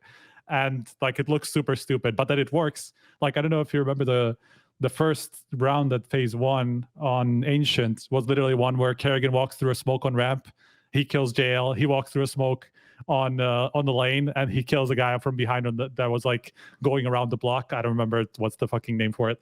And so like, that's the first round that FaZe got on Ancient, you know, and that's kind of how they got into a position where they could have won that map, even though like they didn't end up doing that. But like, he gets killed in that and they just are losing 0-5 in that situation or something, you know. It's like crazy FaZe sometimes. I know what you're saying, but if you extrapolate that to us calling them like big game players or like LAN team or whatever, or they do better on a stage, and then you take what SEMPHIS said a little bit earlier on in the podcast about being in that environment of a stage match or a higher stakes game, the difference between like players in those environments is the players who are still willing to take the type of risks that you would when the pressure doesn't feel as high, right? Because the difference between a mistake and a fucking crazy play is you get away with the mistake. Yeah, exactly. Right? Like, you've pushed through a smoke, but it's on a timing they weren't expecting, and now you mop up 3 because someone who was meant to be watching that area is lining up a smoke to throw, right? And that's, I guess, when I take, you know, karrigan saying, "Oh, we're not playing like us," they're not making the magic happen for themselves by overstepping the mark and catching teams off guard. And I think that is like that fine balance. When it works, it looks fucking great. When it doesn't, it fucks up. And then you go again to SEMPHIS's point about Navi being more of like a system-based team, and then that system working. Well, if other teams start getting more desperate and start only trying to win rounds by making plays, they're going to fall right into your hands, right? And then you're going to be able to capitalize with just making the correct decision in a high-pressure moment, which is what kind of takes away from IMA having to play well if they're outmaneuvering their opponent, right? Like, we have the bomb side, you have a number disadvantage, and SEMPHIS is fucking, look, mate, you don't get that big without eating. What is people. that, pineapple or something? What is that? Oh, he's muted. You're muted, man. Oh, sorry, I was just saying it's just pineapple and cinnamon. People were asking to see it in the chat, so yeah. Pineapple chicken, and rice. I was gonna I just like cinnamon on it. I don't know. Okay. Frozen Never tried that, pineapples. though. I buy the big bags at Costco and I just weigh out some and put cinnamon on it and eat it. It's like candy, man. I don't know. Fuck it, oh, all right. Some people are honestly upset about you eating. What can you say to them? I'm sorry, but I eat every 2 hours, so and I don't Canadian, know. man. I don't know what else to do, man. That could not have been more Canadian. I'm sorry. I apologize. Every 2 hours. Yeah, I eat every 2 hours. Joel, you must sleep through the night though, right? You're not waking up. Sorry, yeah. During the day, I eat every 2 hours, and then and my food is very high right now, so it's like I got to make sure. Kitty in chat says steak plus rice way better than chicken and rice, bro. Here's some tips for you. You probably never heard about this steak thing. So yeah, well, I have a coach, and he's not a high fat guy, so my carbs are at 1200 right now. So fuck me, man. So I can't do. You can't do high carbs and high fats. You kind of gotta pick one. But there's nothing wrong with steak and rice. Sure. I couldn't imagine having to monitor my diet that much. It would be fucking insane. I'd lose my mind. Props to you. All right. Do we want to put a bow on FaZe? I don't think anything's going to change. I don't think there's any need for anything to change. How could you possibly say that after being in all the finals? Sure, they lost, but here's the thing, Striker. Here's one for you. This should have been karrigan's tweet after the event. It should have been in Counter-Strike, you win or you learn, and you do an awful lot of learning, right? Because... Wait, where is this from? Who said this? Well, no, he should have said that. Like his tweet was like, "I'll bounce back." It's like, bro, I didn't know you're say gonna something you win or you learn. I feel like Major said that on the podcast or something. It's a pretty common saying, isn't it? Yeah, but I have it like almost like someone said it the other day. That is a quote. Like you know that you've seen that on Facebook somewhere. Yeah, it was probably Gunderson. He probably put it up on fucking LinkedIn or something like that. Probably got it out there for everybody to see. No, I just wanted to reiterate the point about Frozen. I mean, heading into the last map, like I just thought he was going to be the MVP because of how they ended the second, and I thought that they were just going to destroy NAVI on the third map, and that he just strolls to an MVP. Obviously, it didn't work out that way. JL just outperformed him in the end, but like he really is turning into FaZe's best player, and that's kind of crazy considering he went through pretty much an entire T-side change, and then CT is the only place where he's where he's kept all his roles, or at least a lot of his roles, you know. So that's kind of, yeah, it's impressive to me that he's adapted to this FaZe team so well, and that also, I'm sure that also speaks to karrigan. You know, he's always been great at making use of all his pieces in the right way and like putting them in positions where they feel comfortable, even though it's even though there are some adaptations. So like props to the combination of both of them, you know, for making it work. And they go into China in 6 days' time. So the thing is, are they completely gassed and miserable because they just lost? I imagine they won't do a lot of practice before that event, so we'll see what happens. But I think FaZe, as far as like the big trophies go, there's still one to look out for, right? They're the #1 ranked team in the world right now. So not the result they were looking for. 7 finals in a row or something. Yeah. Not the result they were looking for, but still made the finals, beat Spirit on the journey. So lots of positives to take away from their run, as opposed to just looking at the negatives and saying karrigan should retire. Okay. Prof has his hand up. Oh, sorry, Prof. Do you want to do the ad break? Oh, yeah, we can do an ad break. Yeah, let's run an ad break. We'll be right back. Yeah, I will forget. Look, run an ad break, Lucas. We'll be right back. Are you tired of your boring old skins? Head to Trade It and trade them for exciting new ones within seconds. With 24/7 support, massive inventory, free giveaways, and low fees. Trade It is the highest rated trading platform in the market. What are you waiting for? Start trading today for a $5 bonus, only on Trade It.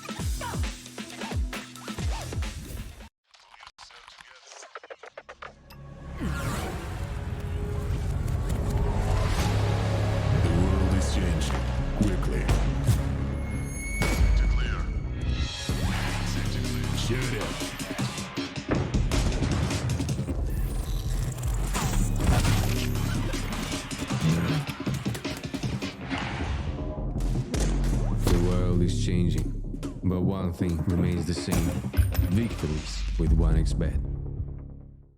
All right, we're back from the break. I'm going to get some exercise advice from Corey, see if I can not be an old. We're the same age. Okay.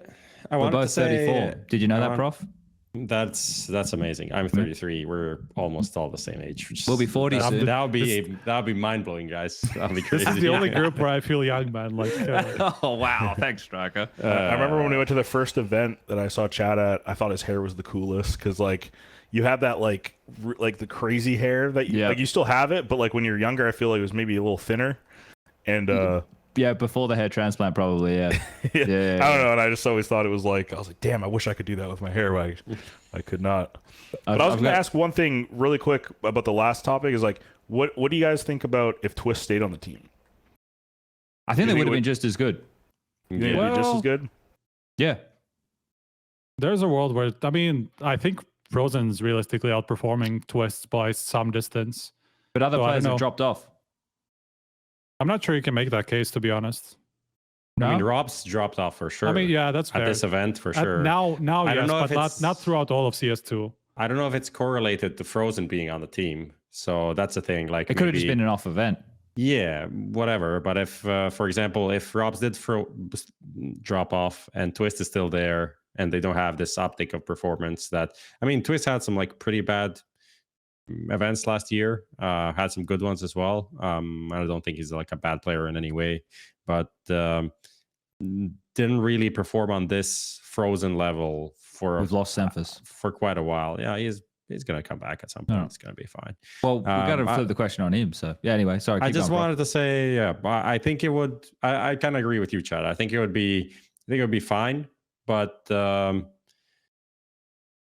think it would be fine as long as ROPS wouldn't disappear. You know, I don't know what's happening to him. He didn't really have a great major. He's been like a big question mark for a guy that's usually super consistent. That's his brand, right? Yeah. So yeah. Sorry, my computer just restarted. No, you're all right. We'll get you back in. There won't be any dramas. You have an animal that hit the wrong button. That's what happened to me a couple times. Then I fucking I button. wanted to throw 2 points out there. I just wanted to say one thing because I wouldn't classify myself as an Alexi B hater, but I wouldn't say I was a Alexi B lover either. I think this is definitely shows that some things in previous teams were wrong that weren't just him. It doesn't change the fact that his track record with like G2, NIP, OG to some degree are not great, especially the G2 part, because that's where he definitely had great pieces to win with. m0NESY in great form, NiKo in great form. I think there probably should have been more coming out from that team, and we saw when Kuxi came in that they could win, you know. But this is kind of a retribution for him, and I just have to say that I kind of ate a bit of my own shit. That humble pie. You just humble pie. You don't have to eat shit. No one has to eat shit. It's a different saying in Croatian. That's all I'm gonna say. Okay. All right. So that's it. But the other thing, I think the amount of people like talking about vetoes in this major playoff, I think it's completely unnecessary and boring, especially after the game has been played out. I think it's just such an annoying discussion. We're going to get to that with G2 in a second, Prof. Okay, you can unleash your fury there. Because we got to flip the question back on Corey. He asked about Twistzz in the team. What do you think? Do you think, because you timed out, what's your thoughts on it? You asked the question, so I'm sure you got an opinion on it. I think that they have quite different playstyles. I was wondering if the change happened because of CS2's faster pace. I feel like people are getting a little bit more proactive on CD side, you know, just clearing out more information and kind of like always having a plan, you know, if this happens, do this, if this happens, do this. And I feel like Twistzz is more of a turret. Not saying that he can't push, but I was just wondering if like I still don't know if Twistzz actually left the team or they wanted to like make a replacement and he got like ahead of it, you know, like because sometimes that happens on teams, you know. Not that I can tell. I mean, I've kind of talked to everybody. It didn't look like it. It really was just like a combination of like FaZe's slow on negotiation management, right? FaZe's negotiation, management kind of dropping the ball with renegotiations, then him like getting some like right offers at the right time, you know, like Vitality and Liquid, and him like considering like what's my future at FaZe and all that stuff, and then, you know, just getting the right offer at the right time, you know? Like, and also like with FaZe when the acquisition and all that stuff, also the uncertainty, like contributes to the uncertainty, you know. So that's part of it, you know. Like you could say that maybe he wasn't patient enough, but definitely was his choice. Yeah, no, so that makes sense because I always never know. I know CS, not everything you get told is like the truth from like how things happen. Sure. So, but yeah, I'd say like in the normal aspect of the game, like just going to everyday tournaments, I think Frozen probably actually fits in maybe slightly better, especially with ROPS. But at majors and stuff, I do think there's a value to having someone like Twistzz on your team that's just like a solid turret, doesn't make mistakes, wins clutches. But Frozen played really well as well. So it's like, you know, both are really good players. So I don't know. I was just curious. It's hard for me to make a like definitive statement, I guess. So. Yeah, plus one of those things that it's hard to tell what would have unfolded with it. Like, because were they successful towards the tail end of Twistzz being in the team because they all knew that he was leaving? Right, that's another one of those conversations. Right. Yeah. Right. So there's a lot. It's also of like they were just ahead of the curve. Like, you know, obviously it's not to the same degree as like NIP when they switched games, but you could tell that there was kind of like a similar vibe to FaZe, just knowing all the tricks. They had so many nerd things like they brought to the server that nobody else like thought of before, and so like they just were ahead at the beginning, you know. And now we saw Vitality, you know, starting to catch up. Then Spirit just comes together, gets the two right pieces into the team, become competitive, you know. So it's more like everybody else matches that level rather than them dropping off. And then so that's why I'm kind of like, I'm not sure that they would have stayed at the same level with Twistzz. And that's not necessarily to say anything bad about Twistzz. I just think Frozen, like we were considering, like, is Frozen actually an upgrade?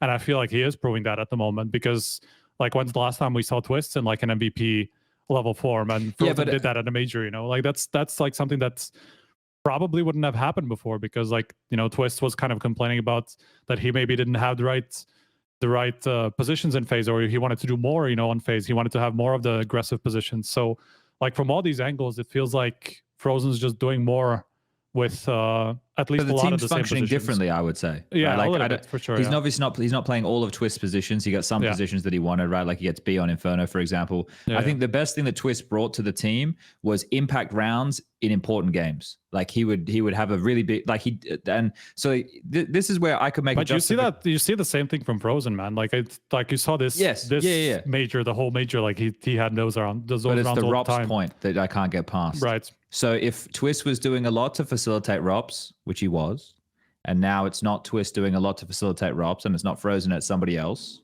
has to fill that void. Maybe ROPS isn't getting as many resources, and you'd really have to go and study the tape to see the difference. Or maybe it was merely an off tournament for ROPS, which can happen, you know? Yeah. So we'll have to wait and see the diagnosis. That's pretty obvious. I mean, I hate the fact that we had like several players getting sick and like that combining, and everybody being like, why is everybody like making excuses about being sick, you know, because it's like ZywOo in groups.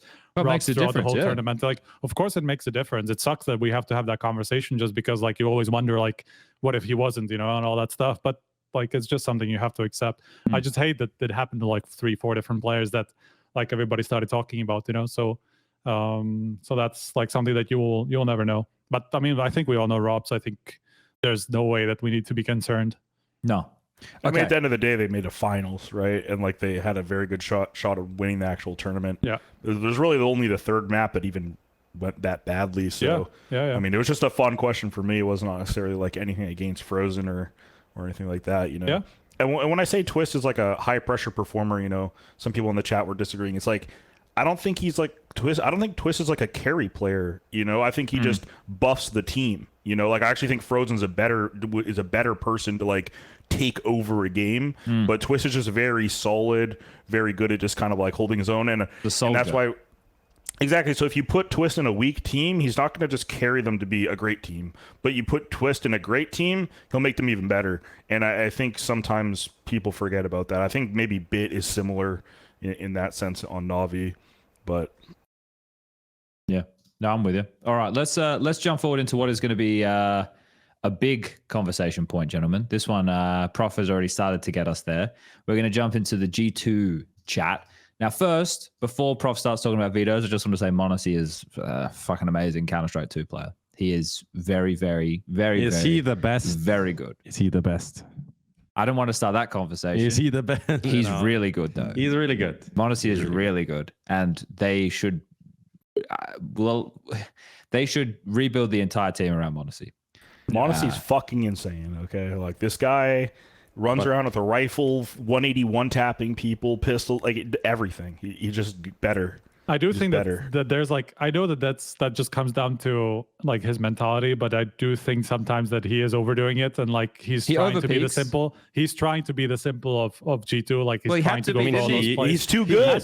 He is the simple of G2. I would rather he does that than plays like more passively. Like just does let's say he plays like Brokey more and just does those same mistakes just in different situations. You know, I'd rather like he actually goes for the plays, because that's how you take over games. Like you have to take risks and stuff like that.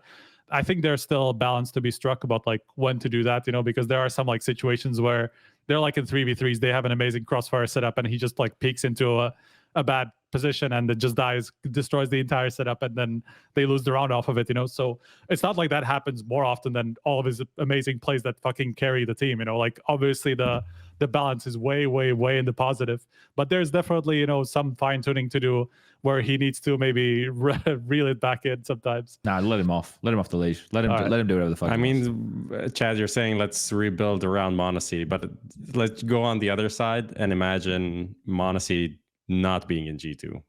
His team, but he's not for sale, Prof. So I can't imagine that. Oh, if he's not for sale, then that's it. He's not for sale. We should definitely not talk about this or mention it ever again. But he is single-handedly making this team relevant right now. Like, it is what it is. The rest of the team is okay to good players, and then one superstar.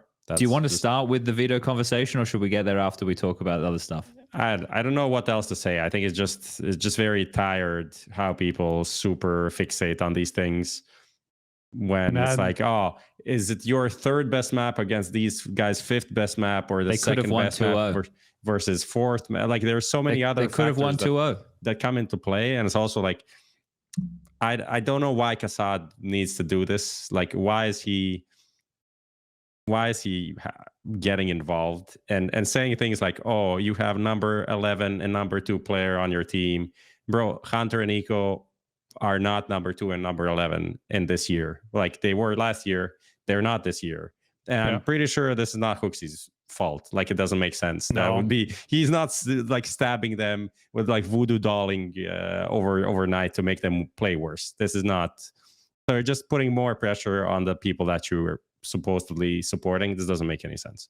But I do think that like, you know, Cloud9's Cloud9. What, I don't know where that came from. Because Nexa, maybe. But Nexa is proving that, okay, like he definitely is, like his form is definitely better than we would have expected going into it. What we thought, like, okay, he's not going to match JKS's output. Like he has games, he has plays. Like his stats were actually pretty good for the whole tournament. Like for the positions that he plays, like we would have been happy with that for like an anchor type player for sure. There was nothing that like I can't say that the move that they made was definitely making the team worse. I think it is not because they made the change that they're worse. I think it is Wasn't because it just weird, like just a weird move. I mean, for sure it was weird, and I still think like I don't think it made any difference in that team whatsoever. Like I don't think it's. Yeah, that's fair. I don't think you can see from a playstyle perspective if they're playing any differently. It's still the same G2. He's playing this pretty much. I think he's 1-to-1 pretty much all the same positions that JKS was playing, or at least most of them, and then their output is actually quite similar. So from that perspective as well, maybe like you can never know what's like communication side and stuff like that. There was obviously some hints that JKS maybe wasn't communicating as well as Nexa would and all that stuff. And those are things that make a difference. You just can't know from the outside. You have to take them for their word. But I do think that like people should not focus on that change as being like the reason for G2 getting worse. It's definitely NiKo and Hunter. Like if you're looking at individuals at least, like those are the two that have been dropping off, that have been shaky in moments. You know, Hunter not this tournament, he actually did look improved at least for most of it until the last series, I think. But overall, there's definitely more shakiness to NiKo. Like he doesn't have the same peaks as often as he would have normally. You know, there's definitely something there. Mm-hmm. Well, look, I think just to kind of build on what Prof was saying regarding the Veto situation, I think before you even start talking about the Veto, you could look at the fact that they hadn't beaten Alexi in the last 5 outings. That mentally plays into the scenario. They could have won the series 2-0 because they dominated Nuke, and they should have / could have won Anubis. Man, Jesus Christ. That 1v2 is almost unforgivable. I was gouging my eyes out, man. We do have to talk to Hunter about that. Like NiKo, I understand, like because the time was there.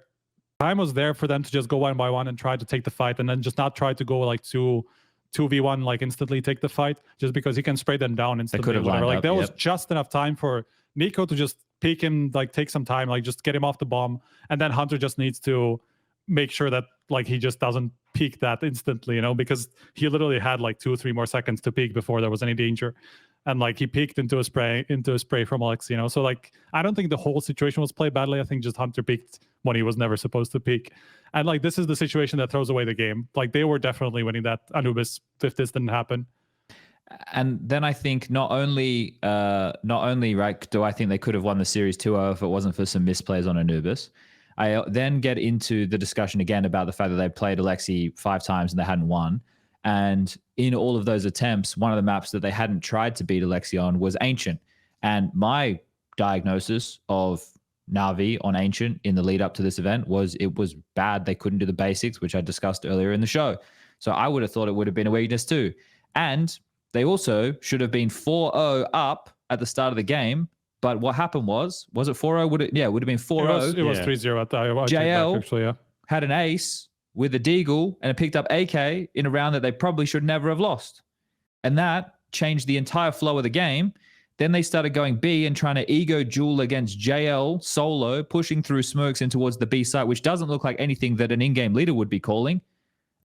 So that tells me that's a player decision, and Hooksy probably not arguing with the players wanting to make those choices on map number 3. So before we even start getting into the weeds of critiquing the way the veto went, the players who are meant to be the players to turn up in that series and get them the kills necessary to win the games didn't turn up to do that. And the players who are meant to be able to win out the clutch scenarios didn't win out the clutch scenarios that they were meant to win out. That's why, in my opinion, they lost the game, not because of the veto. Right? I feel like it's such a crazy. I feel like it's so crazy that like that's the focus for the entire series. It's like Hunter just doesn't show up, and it's like the veto that is the problem, Like, I'm sorry, but like, why are you finding ways to just shit on Hooksy for no reason? I think if you're on G2 and after you lose that game, you go back to your prac room and you're like, you know what? The veto fucked us. You're like a terrible coach, NIGL. Like realistically, like you need to be talking about like those 2v1s. Like, I mean, Deagle rounds, that stuff happens in Counter-Strike. It's kind of what makes this game so fun to watch. Dota, League of Legends, they don't really have that mechanic of like you have nothing and you can kind of like hero a situation in the same way, I feel like. So I just feel like in Counter-Strike that happens, and then obviously like I think there's a little bit of a curse from what happened with James. I think James, yeah, you think it's karma? Yeah, a little karma there. We didn't actually discuss that situation. In depth. Well, a little bit. I mean, we talked about it. We on the talked show. about it. That's yeah. Yeah, well, there's not much we can say about the crash, right? The crash happens. That is what it is. Yeah. I think, But then obviously in the MOUZ game there was the situation with the individual running on stage, or the multiple individuals, right? Which was something there to be against G2, not against MOUZ, but MOUZ are the ones who seem like they suffered more from it than G2 did. I mean, I don't think there's any point in trying to like infer whether it made any impact on MOUZ. Like, they just didn't turn up even up to that point, and it was already towards which is the common end for that them happened. in playoff games. That's another thing. Like, they just disappeared from in the first map, and that half before that happened was also going G2's way pretty heavily. So like, I don't think it played a factor realistically. Like, of course you can always play whatever, what if, but I don't think that was the problem in that series whatsoever. Well, what do we do with G2 SEMPHIS? They made it to a semi-final, right? But the stars are not shining other than Monacy. They have an event in a week's time, so I imagine no roster changes. But do you see this team like having a long-term future to contend, or do you think they're in a bit of trouble? I mean, it's not like they got destroyed at this event or anything. Like they made. I mean, I guess they got a little bit. They lost lucky. to the eventual winners. Yeah, they lost to eventual winners. I mean, they did get a little bit fortunate with the whole James like legging out, but again, that round wasn't guaranteed to go VP's way either. Like, it was like Monacy was saying that basically if they didn't get that kill on James, who just like drifted away, they would have saved. So like, no, I'm not saying like, I'm just saying like just because he legged out didn't guarantee like, but I do think not the map for sure. Like, there's definitely it's a major people. I guess James doesn't really make that many mistakes, so I think they probably would have won this or that round. Honestly, like, thinking about it like that, it is true. But yeah, they lost to eventual winners. They should have won. Like, they should have won Anubis, right? Like, I was watching that game. Some of those, I was just like, oh my god. Like, I thought they were going to win the whole time that I was watching, and every time they would like honestly just disappoint me. So maybe this isn't like a roster issue, more of like a mentality issue. I think like NiKo's been underperforming a bit for his normal level. Like, he still has like flashes of brilliance where you're like, oh, NiKo's back, and he drops like a 30. But overall, I just don't see the same NiKo from CSGO. I don't know if you guys agree with that. I mean, it doesn't help that he says, again, somebody says in the middle of the tournament they're not actually enjoying the game, man. Like, people stop talking about this so that like you don't give us even more fucking ammunition. It's like, it's insane. And then I feel like Hunter hasn't really been having those big game-breaking rounds as much as he had in the past. Like, I never thought Hunter was necessarily like the guy that's going to carry them per se, but he'd have those weird timings where he just got a 3-kill, or like just his timings are so good. Like, he would just, walk in somewhere off a time and get a 3K, like win a clutch here or there, or have a good pistol round. And just, I haven't really been seeing much from him lately. Granted, I don't watch Hunter on every map on every game, so it's, and then Nexa, like, I think he's getting a little bit too much of like the flack a little bit too. But again, great game on Anubis. Yeah, He said I several just, like he had a good major, man. Like that was really solid. so again, like to answer your question, I think they just need to like get their heads in the game and realize like they could have won, they could have made the finals of this major, like they could have done it. They kind of lost it themselves, and if they can't, maybe they got to make a change then. Like if it's truly like they just feel like something in the roster is wrong. Like sometimes you get in that spot on a team where like people are just kind of over it or over someone, and like this is just me guessing. Like I've no clue, you know. I'll just read out the ratings, even though ratings are just numbers, but whatever. We like numbers around here. m0NESY 137, NiKo 111, Hunter 107, Nexa 105, and HooXi 096. So when you hear That's these how it numbers, should work in terms of Chad, ratings. when you hear these numbers, which players do you think are above what you normally would see, and which are below? Nexa and HooXi are above what you normally see, and NiKo and Hunter are below. Okay. And m0NESY probably also above at 137. m0NESY's where you want him to be if you want to win. I expect him there. Every time. I want 1.5 ratings from him. But there's this weird phenomenon about G2 where like their overall ratings are better than their run a lot of the time, and I'm not sure what that is down to. Oh, because I don't like, this is kind of what I noticed last year, like when we were doing the top 20, like technically, like, okay, they were number 2 and 4, right? m0NESY and NiKo, and then number 13. Yeah, they were like arguably they were the second best team of the year, considering they had the two biggest tournament wins outside of the major, right? But outside of that, they didn't have that many chances at a title, and so to have like 3 out of the top 13, I mean 2 out of the top 4, and then number 13 player, you'd have to think like those 2 other guys are probably going to be way down, but it's not like JKS was a bad player that year as well. He had several like peaks that kind of made, at least put him in a conversation for like top 30-ish, top 25. So it's not like he's a bad player, and then you just have a fairly low franging IGL, like same way FaZe has, you know? So like overall, it almost feels like they find ways to look good individually, even though it doesn't work as a team. And so do you put that down to like a systematic issue? Do you put that down to mental? Like it's not about...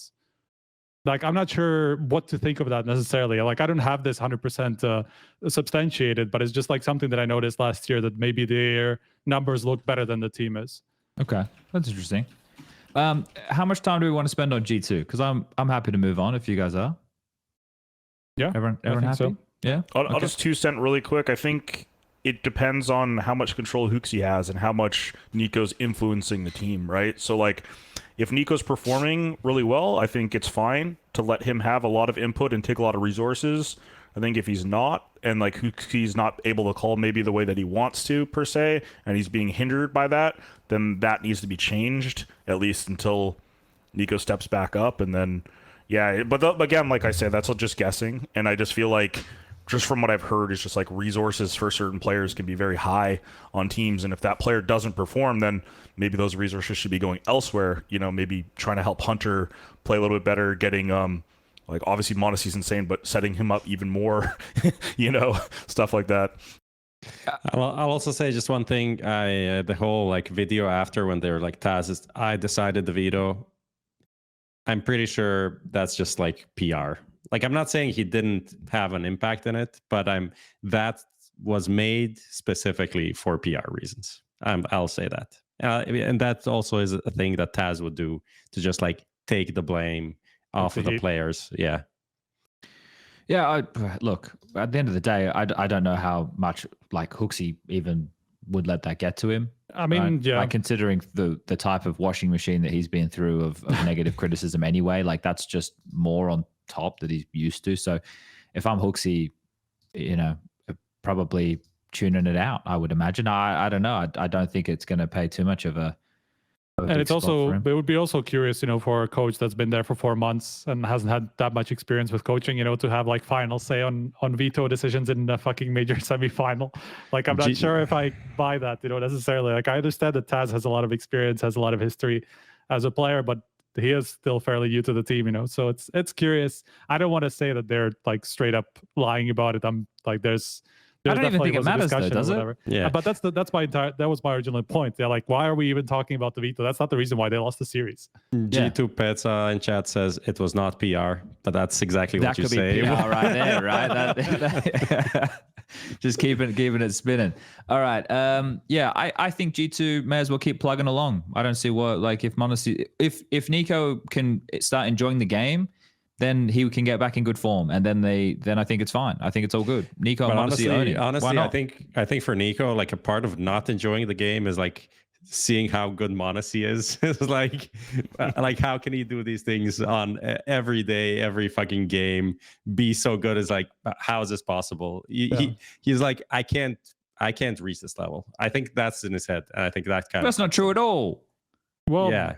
Who knows now, right? Like, because like it's been kind of possibly a CS2 issue, at least, you know, from an enjoyment perspective. Like, that's definitely an issue. Like, we've heard NiKo say that enough. So that's interesting. It's like he's thinking, I walked so that Monacy could run or something. I don't know. Look, for me, there's one thing that doesn't make sense with G2. Only one thing, right? Because, like, I don't understand how a team with NiKo and Monacy doesn't play Mirage. Yeah, that is a good point, actually. Like, Monacy should take over games on that map, honestly. Yeah, it's weird. So, like, they obviously started flirting with Overpass a little bit. Anyway, it doesn't matter. Like, that's another thing. We're going to see them. When did that even happen? Like, it's I'm completely. That was like around late last year. That was like at some point after the change, right? Yeah, after JKS went, that's when they made that change. But I know that Hooksy likes Overpass. I remember talking to him about it, and he wanted to play it. And also, you want your in-game leader to be able to call on maps he feels comfortable. If he doesn't feel comfortable on Mirage calling, then yeah, obviously, that can be a bit. You can just have NiKo calling. It's no problem. Oh yeah, guys. we've seen this one before. Nah, but I would love to see them play Mirage. But anyway, that's here nor there. Okay, let's jump into the Vitality conversation. Now, look, I don't sit there and dissect the numbers and go through it all with a fine-tooth comb and, you know, compare it to other stuff. But what's the go? Is this ZywOo situation not performing in playoffs? Is this real now? Like, if not saying it wasn't real before, but like, this is a major. It wasn't the ZywOo that we know and love. He wasn't feeling well. How much did that play into the playoffs? Well, apparently not a lot. Where Vitality at? They lost to the eventual grand finalists, right? So I'll go first because you guys might have better stats than me on this. For when I watch ZywOo for the eye test, it looks like he's just better than everyone most of the time, right? Like, you just watch him play on Inferno. He's off in Porch. Doesn't matter what nades you throw at him, he's spinning around, kills a guy hulls, ops a guy lane. You know what? It just seemed like the game just looks easy for him, right? Like, when you watch ZywOo, you're like, yeah, I could do that, but you can't. But like, that's kind of like what it looks like sometimes. Yeah. Whereas like sometimes when you watch Simple, I'm like, I couldn't do that. Like, that was insane. Like, so my point is like, when he gets further to these finals, he has this such like long, like this casual way of playing. Is like, I wonder if he just doesn't have necessarily like that killer instinct in him. You know what I mean? Like, that's the vibe I get from ZywOo. Is like, he's fucking insane. He's not necessarily bad in finals. It's just other people might want it more. And I think for some of these things, like, you do have to want it really badly. Like, I've played with players that are amazing, and like, if they just show up and they play their game, it works most of the time until someone wants it more. I don't know if that's like a that's been a critique of ZywOo, him not having an ego, right? Like, that has actually been a critique of ZywOo in the past. So that's, you know, a fair angle to look at it from. I think for me at this tournament, he also didn't look that comfortable. That the thing that you just described, always aware of everything and just like getting the easy kills, never getting caught off guard. There was like multiple situations. And maybe this is in part due to Vitality, communication. Maybe, you know, maybe the information isn't flowing the proper ways for him to be, you know, aware of something. But he would just get caught off guard. You know, there was this round against FaZe on Inferno that I remember. I think I was watching with you, Striker, when they, like, Rops was lane where he is usually, you know, and they got some kills and Rops stayed alive, and Vitality was going into the site and he just got a free kill on ZywOo. You know, it's like, where would he be? He where can he be, bro? Yeah. He's always there, right? And usually ZywOo is the guy who always knows about those possibilities. Like, he will always somehow turn and understand exactly the timing that it's possible. I'm not saying you're gonna get the kill every time, but you're at least gonna look in the direction. He was like completely oblivious to it, just gave away a free kill, and then Rob's got like 2 more kills and GG round, right? And they were struggling in that map as it was. So that was a round they really needed, you know. I think that's the difference that I noticed from this tournament. I mean, I was like I'm trying to remember, and I'm sure I'm shit at this. I have a shit memory for like remembering specific matches, especially when I've watched so many. But like I don't remember. It's like that meme. I don't remember a single ZywOo play at this entire tournament. Like I legit, and I'm especially that last match. Like I don't remember him being in the server. Like I remember the first map he didn't really turn up.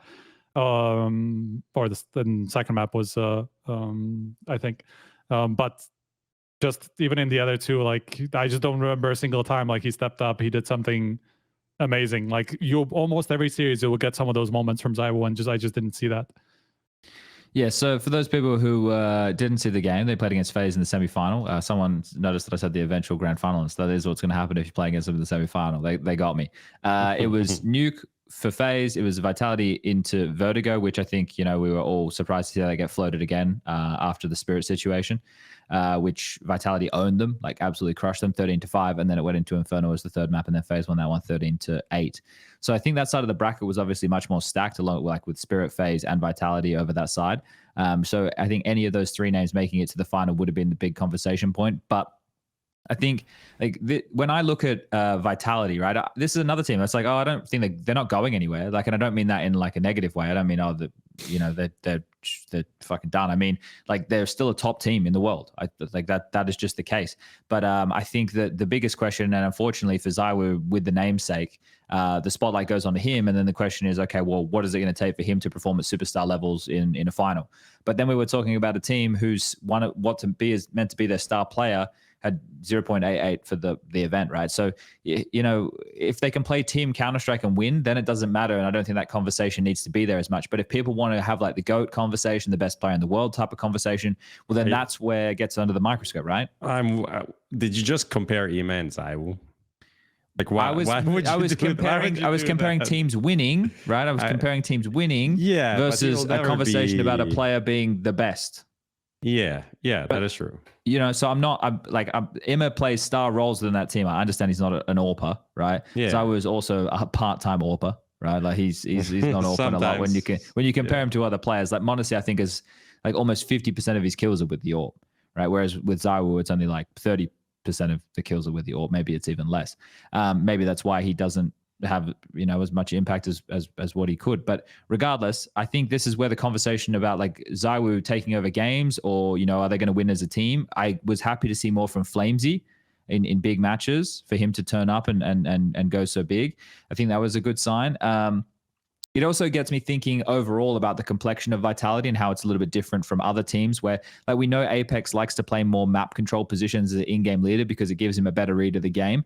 Right, and I'm not going to sit here and say which one's right and which one's wrong. You look at FaZe, for example, karrigan will play B anchor on Mirage, whereas Apex will play connector on Mirage. And most people think connector is a star player's position, but it's a position where Apex feels like he can call the game from better, right? And it all comes down to just getting the win at the end of the day. I don't think there's one version which is right. There's maybe one that's considered more optimal, but I've never made it to the top 8 of a fucking major, so who am I to critique a major winner?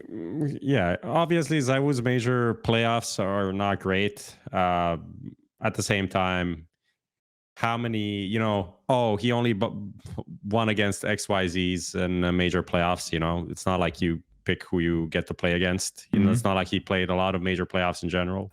But then people put this in the context, and I see the comment chat, isn't ZywOo a known choker? Like, dude, literally his first MVPs were like Cologne in grand final, losing it, So he's definitely not a choker. He's not like a guy that just because it's a stage he's not playing well. This is just factually incorrect. Yeah, if you go down to the sample size of major playoffs alone, it's not great. This is just how it is. And I don't know, honestly, it is a kind of an indictment. I feel like this major was his time to shine and play well, but he didn't. So then we just go on, see what happens at the next one. We just have to separate the conversation. That's all right. Like if we're talking about like GOAT status or best player in the world status, this is when those things are relevant. If we're talking about Vitality as a team and their approach to the game and the teams they played against and they run at the major, right? And then I guess you can marry them and they can go hand in hand when you're talking about, well, if ZywOo was playing in best player in the world form and was taking over games, then maybe they wouldn't have lost, right? But I don't know. But I he think, definitely let them down. Like realistically, as Striker said, there's no big impact from ZywOo. He was very pedestrian, and even in the games where his rating was kind of high, he didn't have a lot of kills. It was just like low kills, like mid kills and low deaths, which is like, okay, he was doing his job, but he wasn't making them win.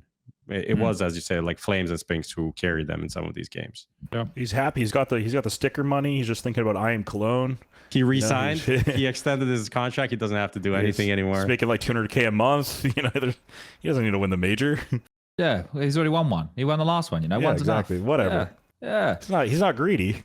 Nah, he's going to share them around, give the love to a couple of new winners, right? Why the hell not? But Exactly. what do we feel about Mezzi? Like, I'm not trying to be harsh on Mezzi. I actually think he was in the game on that in that semi-final, wasn't he? On the third map, he was actually playing pretty well in Inferno, if I remember right. Let me check. He was playing okay. Apparently, everyone was just playing okay. 13-8 scoreline. Apex 15 kills, 16 for ZywOo, 14 for So. Yeah, okay. Well, nothing really crazy, nothing really out of control there. I don't know. I look at Mez and I think he doesn't look comfortable, but I think he can grow into it. We just hashtag more time. I don't know. I don't have a lot of thoughts about Vitality, to be honest with everybody. Same. I mean, they are off right now. They're not playing China, They so skipped. they'll have a bit of time to. They did the same thing last year, right? With Dallas, I think. So nothing new. Pro League will be the next event. Yeah. All right. Look, I'm not like at the same time. I'm also not worried for ZywOo. Like we know that he's had some off events before. Like we thought everybody was like, "Oh, ZywOo in CS2 sucks" after Sydney, and then he turns up and just destroys the last two tournaments of the year. Gets both MVPs. Katowice, okay, like the whole team crumbled, and he was actually the only one who was on the server. And then he goes into the RMR and just destroys everybody. Literally, like goes above Dunk Katowice levels to just have them breeze through to the major, right? So it's not like there's any reason to be worried for his form overall. Okay. I mean, as lame as it sounds, like people can have an off week too, right? Yeah. Like you know, maybe you don't sleep well, maybe you just your hand isn't working like it normally does. You know, it's maybe it was the major, maybe it's the pressure. It's I think trends are more important than like one-offs. So obviously he hasn't always done super well at major playoffs, like you guys were saying. So I do think there's a little bit of merit to it. But obviously, like, the guy's still, like, you know, he's still ZywOo. I think that's the thing, right? It depends on the frame. Obviously, if we're looking at the frame for the major, it wasn't the showing that we'd all know and love from a player of his caliber, right? So these are the things. And also, I think I don't want to let people off the hook or anything like that, like, because it is the event and what happens in the period of time for that event is what happens. But I don't know how sick he was. It's the same thing with the conversation we're about to get into with Spirit, like with Zontix. But, you know, in terms of recovery or whatnot, these things can, you know, play a big role. How badly was it impacting practice? There's a lot of questions there. But anyway, that's for another time.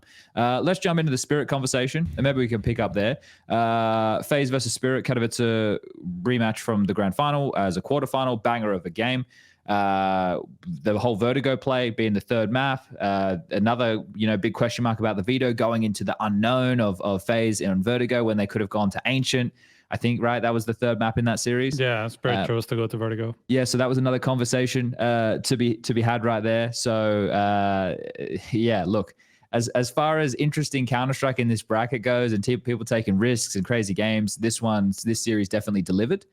I think like Donk still ended up as the second highest rated player of the major after all of that. Like, yeah. you know, so it is, I think it's a learning experience for Spirit quite early on, because we're the ones who come in as the pundits, as the people taking a look from the bird's eye view of how things are trending, right? And we come in and Spirit are the favorites based off of Katowice, based off how dominant they were looking, based on that grand final against FaZe. And then they go up against FaZe again, who definitely had a few more tricks up their sleeve, and they lose that game. So what do we make of, like, because I can't take anything away from many of these teams in the playoffs. I can't be like, oh, you know, this team, they fucking bottled it, they needed to change. Like, I don't feel that way about any of them, other than I wish Cloud9 had an AWPer. Like, that's really my only general thought, like, about any of the teams and from that type of an angle. Because for Spirit, okay, they came in, they learned a lesson. They probably should have gone towards Ancient instead of Vertigo, and that's that, right? Honestly, it was also it was also similar to like the final map on Inferno, where just like Spirit just don't go down really fast early, and then they just don't have the space to go back. Obviously, they ended up playing it back to overtime, and then who knows what would have happened if Shiro doesn't miss in that final 1v1 when he's supposed to get that kill, So I don't know. I don't believe that it wasn't necessarily a Vertigo issue, just because if you go down 0-7 before you finally get through, it's always going to be a struggle, right? And that doesn't mean that they can't play the map. Yeah, I'm trying to think back to that. I know from my perspective, when I was watching that Vertigo game, and I know there was some big conversation about this, and I obviously contributed to it during the cast about Zontic's performance on Vertigo, right? And he looked out of his depth and lost in a lot of those clutches. Apparently, he was sick. Apparently, that's my point. Fucking hell, why do we have to have these conversations? Right? But I didn't know he was sick before the game, before I'm casting the match, right? And also, you go into that game, and this is a kid in all the interviews who says, "Nah, it's just a stage. I don't feel any pressure or anything like that." And then in the moment, definitely looks like he was feeling the pressure, right? With the way he played a lot of those clutches, it was not a fun game for him, I'm sure. Being unwell playing in that environment, but not to know, So I think for Spirit, overall, I feel like Spirit still win the event if they get past FaZe. Yeah. I don't know why not, right? Yeah. I don't see them getting stuck anywhere else. Well, I guess because Vitality could have played Vertigo, so then that would have been the case anyway, right? It would have definitely. I mean, whoever comes out of that top bracket would have been a tough run for them, right? Because of just how stacked it was. So I don't know. I'm not sure that you can make that case necessarily, because we'd never seen full Vitality play Spirit. So who knows if they didn't find an answer? Maybe they would have had an answer. Maybe ZywOo would find an answer to Donk. If there's somebody who would, it's probably him. So it's it is definitely up in the air, what would have happened there. Never seen that matchup before. So very, very difficult to call, but who would have come out of that top bracket in general. CS math gets weird, It does. like the triangle of doom or whatever. Yeah, it's just logically you can think one way, but different matchups have different outcomes a lot of the time. I think FaZe is also a team that's just, if you want a team to go and take out a favorite, I think FaZe is one of the best teams to do it. karrigan's a super intelligent IGL, and all the players are very good at just playing adaptable Counter-Strike, I feel like.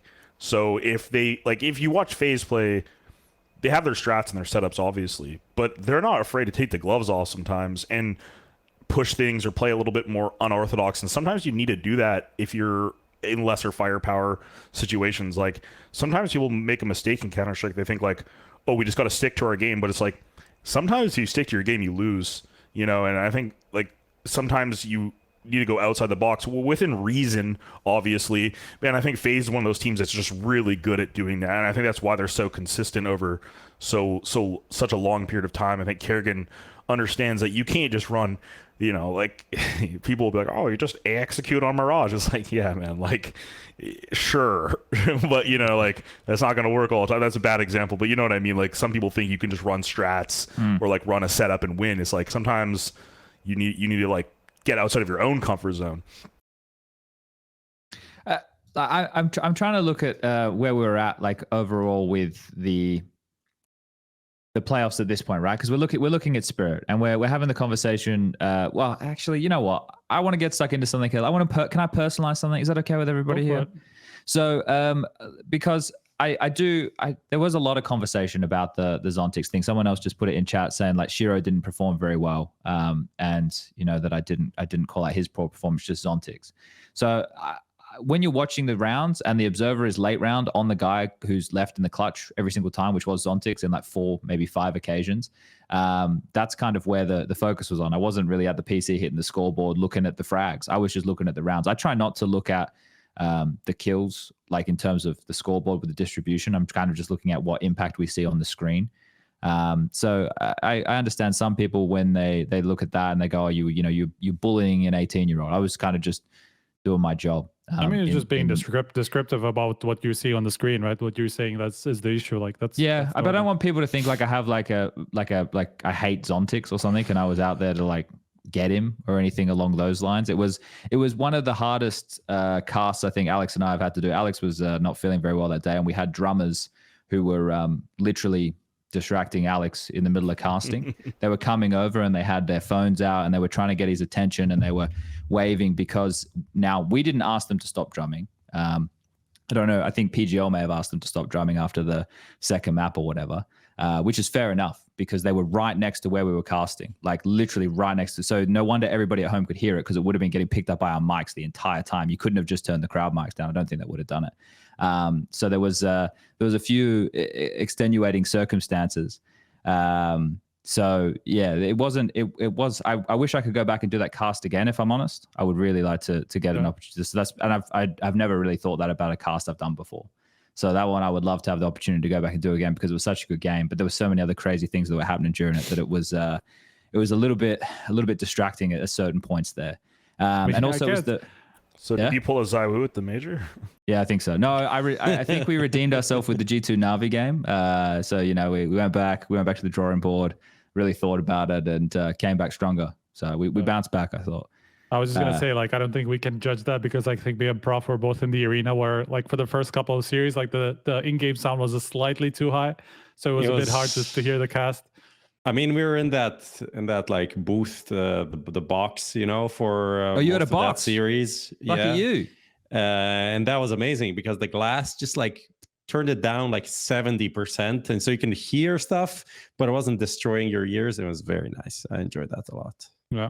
Yeah, okay. Yeah, no, I just wanted to say that because I for that one there, and I saw people having the conversation around Sontics, and I hope I wasn't there just to fucking make the kid feel miserable. That wasn't my intention by any stretch of the imagination. I mean, also like when people are sick, how the fuck do we know? Yeah, number one. Number two, people are sick all the time at tournaments. There's always someone that's going to be sick. That's just the nature of being a human. So it is what it is.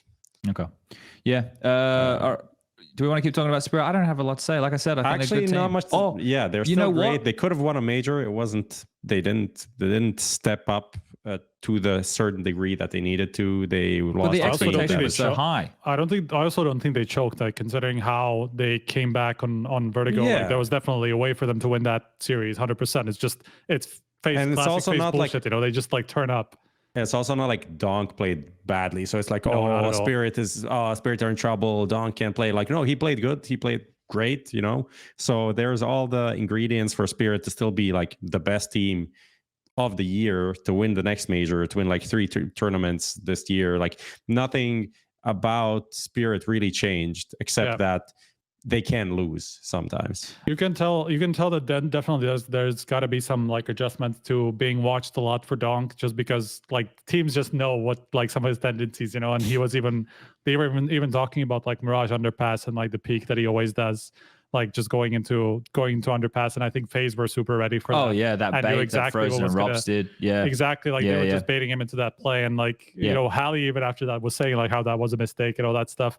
Like if you're in that position and if you're constantly taking fights, like people will know how to counter that eventually. So it's not like you can. Like I think Katowice maybe didn't do Donk the biggest favor, just because like it set this impossible it set this impossible standard like that cannot be matched. Like we were talking about as it was happening, like he's in a position where he will just die. Like he will meet an off. You say what? Careful what you say. Yeah, I mean, of course, like if somebody's gonna do that again, it's probably him if he did it the first time.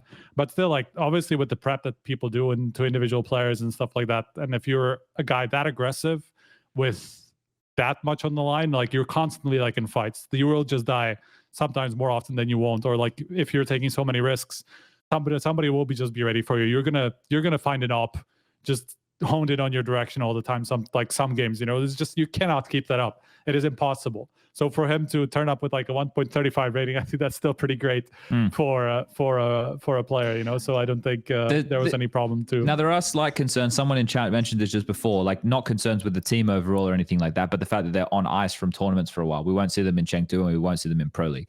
So those are actually 2 big omissions for that. Yeah, I know that fucking rough, sucks. Man. It really I hate sucks. Pro League so much. Yeah, so we're not going to see them don't worry, this won't be a problem next year anymore, guys. We won't have to worry about this nonsense problem anymore. This nonsense problem is going away. We're not far away. We just have to remember how we started the year, guys. We're only 360 whatever days away from no more pun leagues. 25% of the year. We're getting closer. Done. We're getting That's closer. insane. Almost done with this bullshit. Next year will be great. But like, okay, I'm just curious. Was it Their really next that event? far? No, I'm just thinking like, how did Spirit not ended up being one of 32 teams at Pro League? Yeah, well, because there's only a certain amount that are invite slots, right?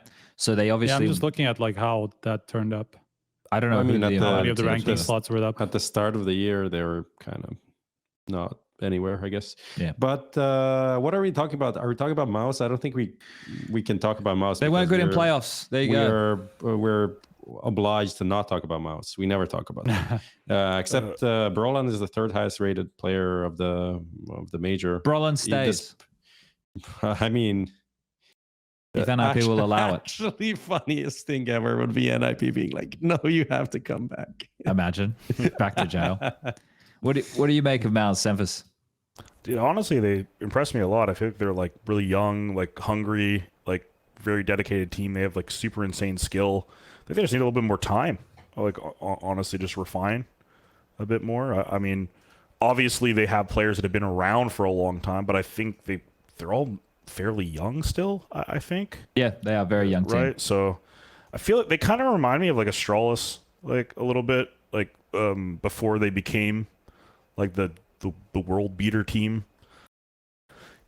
In a way, I don't know. Do you think they need to lose in a couple more playoffs before we see some good results out of them? I think they have the tools. Yeah, I mean, I think I think they just need to keep getting more experience and keep just like grinding, and they'll be fine. Torji actually surprises me on stages. Like Torji is one that I've had the most question marks about. Obviously, in recent history, that's kind of changing. And then he seems to still go for the type of plays that are necessary. I don't know. I'm not even looking at the stats right now. I don't know what his stats were from that playoff match. But just the type of maneuvers and stuff that he's going for, it fills me with confidence. Like seeing him go for those type of plays. Where was he? He was second highest rated after Brolan in that suit. Yeah, okay. So it was players like Jimmy, which is no surprise to see. Like eventually someone that, young is going to have some issues. Exertion though, that's right. He had a real stinker. Exertion had a real tough time. And he plays a really important role within that team. So if he's not getting away with the map control, just the space, not even the kills, right? If he's not getting the space that is required of him, it's fucking tough. It's really going to be tough for a player like him. So we need MOUZ to start doing better in playoffs because the conversation is going to change a little bit in the future. Yeah, and I agree. I just think like also when you play versus like a G2 that's firing on all cylinders, they don't give you a lot of room to breathe. And they're not missing shots, right? And if you get flustered, they're not an easy team to play versus. They're just going to keep beating you down. And I think some people right now might think G2's like not super great, so they're like, oh, they lost to G2, but it's like, dude, G2's still really good. Like even with their problems, And NiKo and Hunter played well in that series, and they dominated. Exactly. So, you get an on-point NiKo, and that sucks. I think as well, they played Inferno, right? That was obviously the choice of G2, but you could tell that MOUZ didn't have a lot of official reps on it. They looked at like just the basics weren't really singing for them in that one right there.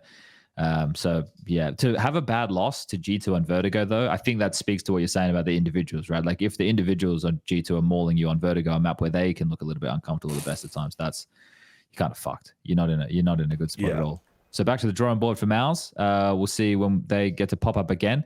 Okay, well, this would be a fun one. SEMPHIS, this is why we might need to fly you out to all the events, mate. This is why we might need to get you out there to all the majors, because the security situation at the PGL Major. Now, I'm not focusing on the security themselves. I'm just saying that some people fucked up and jumped on stage. Now, if people missed this, it was to do with one skin gambling website's vendetta against another skin gambling website that has some affiliation with G2. I don't know the necessary particulars. So did they were told to charge? Like they told Yes. these people? Okay. Yeah. So this is like I don't want to name the websites. I don't want to give notoriety to either of them, so I won't do that. But what I will say is there was one gentleman who owns the website of the people who stormed the stage. His whole thing was he had a stream going during that quarterfinal match, and he was streaming on Kick. And dude, it was the weirdest fucking stream I've ever seen in my life. He has, I don't know where he is in the world. He's some Finnish bloke. I don't know where he was in the world, man. He had 8 chicks behind him during this stream. He had some guy next to him that was apparently an ex-poker player, and then some other guy that's his fucking lackey who is just getting to do everything. This stream is going during the match, right? And I'm sitting there, and I'm not casting at the time, so I got the game on the telly while I'm in the green room, and I'm watching this stream because the murmurs are now going around that this shit might pop off. So I'm sitting there and I'm listening. I'm like, and it's like, they've got to go now. They've got to go now, or tomorrow people are fired. They've got to go now, and like there's a countdown on the screen. The fucking timer keeps changing. This stupid fucking idiot is showing pictures of his quote unquote staff that he's paid in the audience to run the stage. So it's like, well, of course, like, you know, you're doing that. You think nobody's going to notice? There's people watching this stream. So there was murmurs. Well, that's also the problem, right? Like, I mean, that all contributes to how hyped up it is and like the response and all that well, stuff. The sensationalism of it, right? Yeah. So like, I mean, like, speaking as somebody who was in the arena and like heard about this probably a while before everybody else, even though like from the outside, I guess people could see that there's like this guy who's claiming something. Like, it was like a good couple of hours before the match happened that like I started getting some pings about like, okay, there's this group that might try to storm the stage like during the G2 game, and like that like created like a weird sense what's of their danger. goal? Like so they have done multiple things in the past. I think they did something at a Blast Paris, event. yeah. They did something at Blast Copenhagen.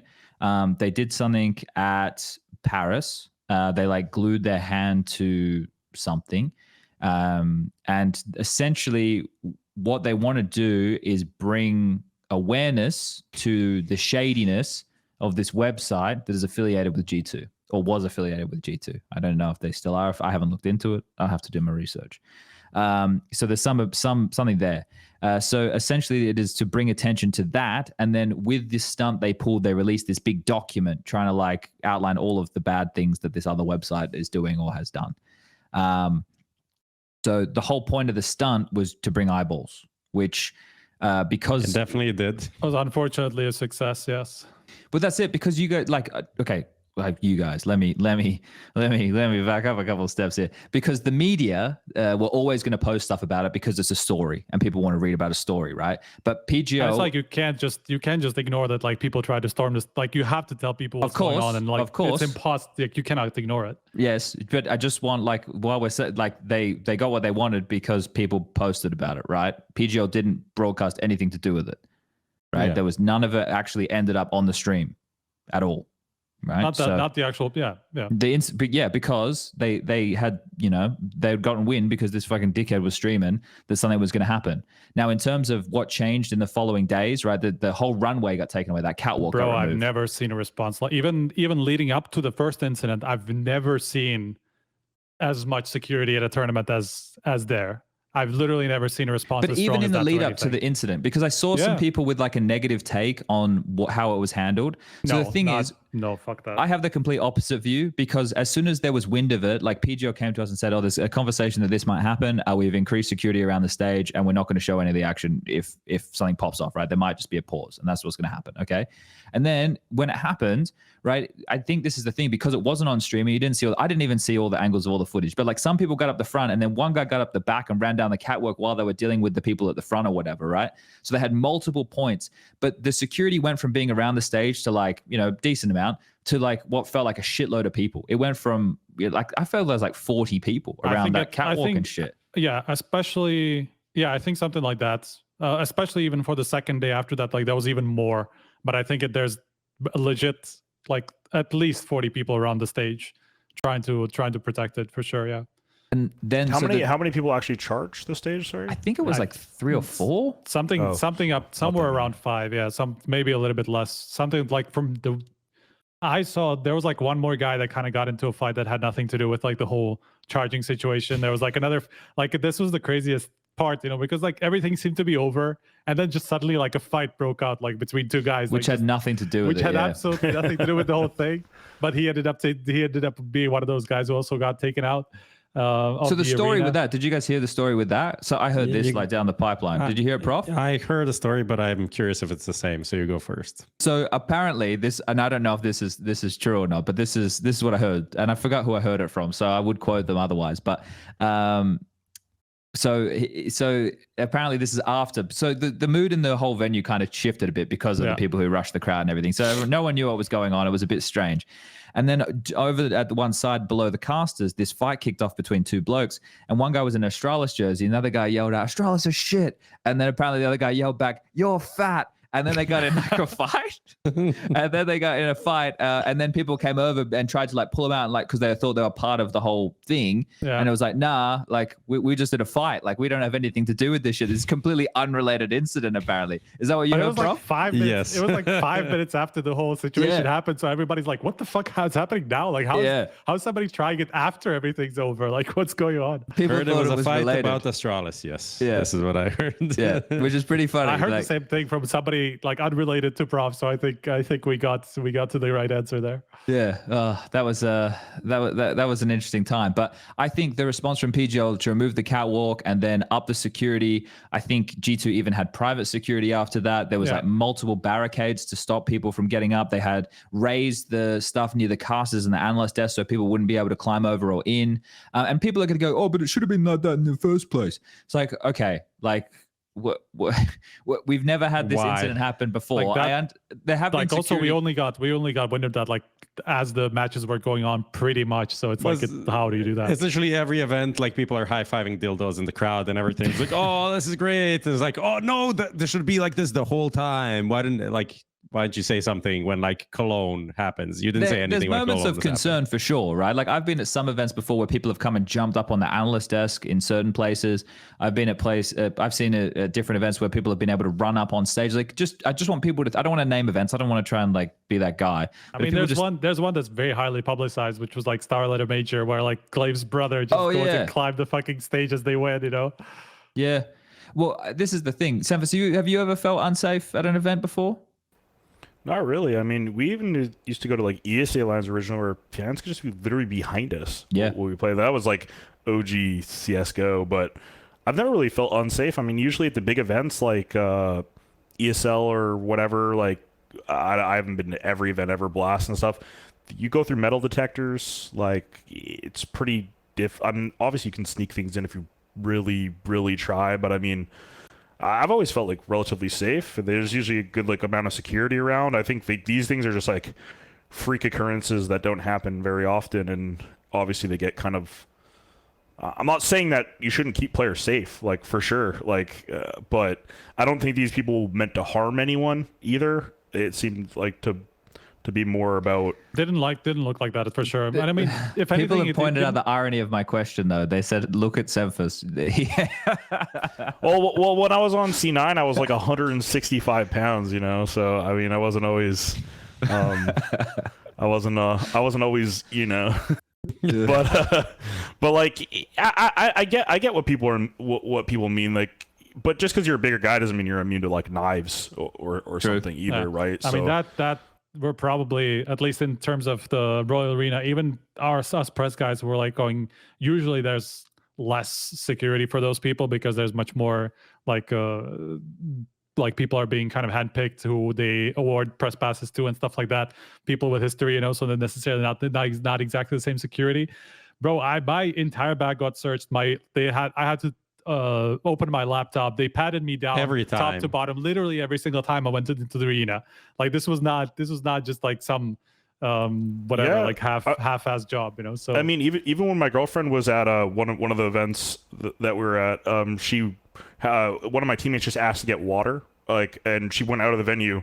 And they wouldn't let her bring the water back because she didn't have like the player passes and stuff to get back in. So like obviously as players we can kind of get away with a little bit more, like, but since she wasn't part of that group anymore, they wouldn't let her back in. So they're pretty strict about a lot of the stuff, like you said. Yeah. I mean, in general, like it just felt like there was no message. It was literally just about making a fuss. Yes. The message was all outside of it. There was no message from like the people inside or anything like that. It was literally just about, we are going to charge the stage and we don't care like what takes us there. And then like there was nobody shouting anything about a cause. There's nothing going on like that. It was literally just to make a fuss. That was like the most like confusing thing about it. Like if you want to make a protest, that's not a protest. That's being a dickhead. That's what that is. Like it worked. I hate that it worked in that way, you know, because regardless of whether it's for the right reason or not, like that's not what you get to do. Like you don't get to make a basically what is an illegal protest. Like you can go to jail for that in most places. And I think the only reason why they didn't, at least most of those people, I think, was because they got thrown out before the police got there. That's the last information that I got. That I think only one guy was in jail for a while, and then he got released.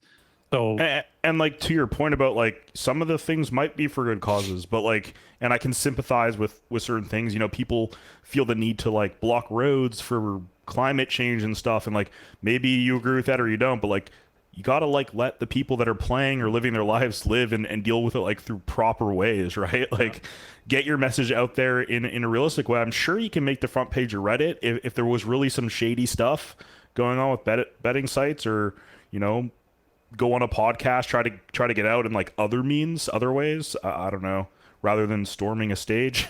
Yeah, I mean, there were literally kids handing out leaflets like in front of the stage for that. Like some kid just handed me a leaflet. I'm like, okay, it's just like some ad, whatever. I barely even looked at it. Like I just put it in my pocket or something.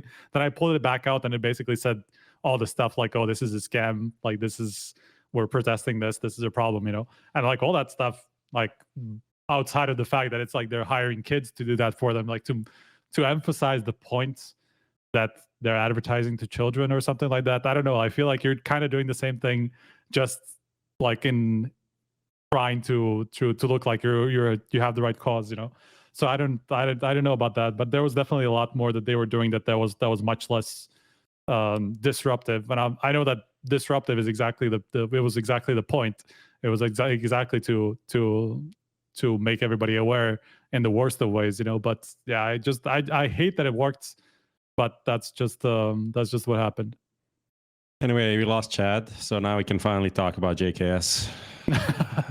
Let's go, SEMPHIS. That guy. Fuck JKS. No, I like JKS. I feel a little bad for him too, because I feel like he's like, from the outside perspective, I'm like, damn, like guy was playing all right. He won them crucial rounds, but you know, if what I've heard is true, and you know he wasn't calming enough, they didn't feel like he was like interacting enough in terms of being like vocal. I can definitely see that, because I've had problems with that on teams before, where like a player is good, but they're just like, they kind of just show up and play and then leave. You know, they don't bring stuff to practice. Maybe they're not calming as much in the mid round, and like it's really hard to make someone calm more. Like I don't know if you guys have ever tried to make someone do that. Like it's your personality, you know. If you're not the person that's talkative, I mean, you can say like X happened, but speaking more than that is a different kind of story, right? Kind of bringing ideas and motivating people and whatever. I don't know. I opened a thread on HLTV. People are mad that we didn't talk about certain aspects of NAVI. So I'll just read the points very quickly. Number one, wonderful story. So he's wonderful. He joined NAVI. It's his team. Okay, cool story. I mean, we can talk about it. It is actually pretty cool how he turned it around, but we also have kind of limited time, so we can't talk about everything. The other thing is Alexi B plus Blade combo, and I actually think that's really cool. We said that though, like we were talking about that. Or at least it's a really cool like duo that I think on paper everyone could see that this could work. Like the two of them could work together. That makes sense. JL story, obviously spoke about JL a lot, and I think we had him on the podcast, that clip when he said that he wanted to be he was thinking of just quitting and becoming a delivery guy, becoming a delivery guy, and then turn it around. I think that's insane. Impact of performance coach. What can we say about that? Every team has a performance coach now. Like, what does that even mean? How can we know what kind of impact they have? But that's just me addressing the haters. And let me see if did Chad say anything? I can actually say stuff about the sports psychologists and the performance coaches and stuff. It's like I played, on TSM, C9, a couple different orgs like that. Nouns has got us, wellness kind of coaches before with like Edward from Mind Body and stuff. When I was on Gaming Gladiators, we had a sports psychologist. So I worked with a couple of them, and like for one, the players have to buy in. If the players don't buy in, it does not matter how good they are. It does not matter if they have 4 PhDs and have trained Michael Jordan. Like it's irrelevant if they think it's lame. Secondly, not every approach works for every team or every player. I've had some that I thought were really helpful, and there's some that I thought were helpful, but my teammates didn't like them. You know what I mean? So like as a coach, I'm like, oh, this guy, I like him, but then maybe the players don't buy in, and then some of them I just think are completely like, I don't even know what they're doing. Like they're like, they just tell you to like visualize, like relax, and I'm like, yeah, that's great and all, but like, you know, you're on a stage with lights and everything in a high pressure situation. Like, I understand what you're saying, but you know, so like, But like go you ahead said, and try it. yeah, like I like this one guy I worked with, and he was like, when I was on Gaming Gladiators, he was like, you don't always want to have a negative connotation towards an emotion. So for example, like anger, a lot of us will think like anger is bad, so you need to suppress anger.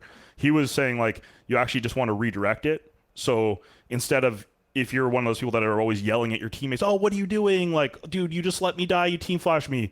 Like, he's like, say it off mic, or have a pillow that you hit on the side of your desk. Like, find a way to redirect the anger and get it out of you, because holding it in is actually going to be like more harmful. So like, I don't know, there's little things like that I think are useful. But like I said, like to your point, is like, you'll never know until you play with these guys. Like you know, even coaching to a certain extent, it's like, I think Zonic's the best coach, but I actually have no idea, like really. It's hard to tell. Like, yeah, we can only go off of what people tell us or things like that. So it's like you can only guess. There's only guesswork, but there's obviously always some indication that maybe there's more than just the team, that the 5 players that are doing the hard work. And I think Blade is one of the few guys where you can see it, because of the way that he always talks about like how he works with his in-game leaders and like his players, and how he's trying to get them to do this and to do that. And then you see it on the server, and you kind of understand, okay, this is actually what's happening, you know? Because I mean, even in the latest interview we did with him, he was talking about how like he kind of addressed the conception that Alexi is like a micromanager and all that stuff that's been following him for this entire career. And he, like, realistically, he basically confirmed that, even though he didn't necessarily say it. He was like more saying about like how he's trying to get him to have less control, and then like let go of that control, just trust into this, like put work into the system, and that system was going to make every player understand what to do in that situation without being told what to do, you know. And that's just taking some time to work. And you can see that from the individuals. Like, usually you don't see players like JL have so much say in matches, you know, and have such an impact. But I'm sure that that's also part of the coaching and part of the system, you know. And then like Blade is just making it work across entirely different lineups. You know, he made it work with a Russian-speaking team. Now he's doing it in an international one. You know, that was also a big challenge. Sorry, everybody. What did I miss? New mic. How's it sound? Oh, is it really? No, you're just very loud at the beginning. Yeah. Sorry. Did you see the Blast April Fool's thing that they put out with like, you can now mute certain talent? It was like on Blast TV. I didn't. I tried not to look at Twitter too much yesterday. It was actually a good joke, and it was especially a good joke because people would actually like that. I think that's an actual good feature. Would be, imagine if they could see stats of like who gets most muted.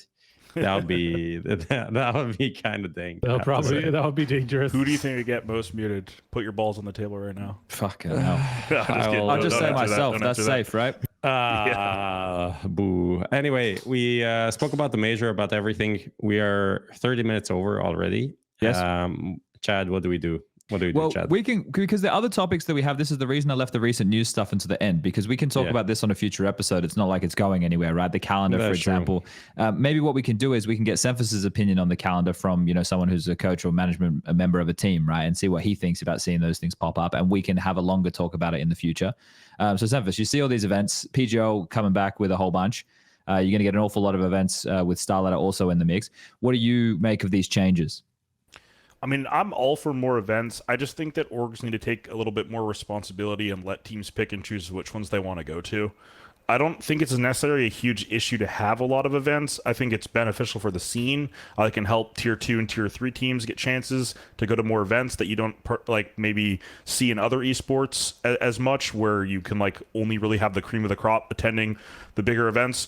But at the same time, I know how it is being on orgs. You know, when I was on some of the bigger orgs, they basically make you go to every event, right? Like I would literally be sitting there trying to explain to management, like, hey, if you let us avoid these 2 events, it's going to give us 2 weeks of practice.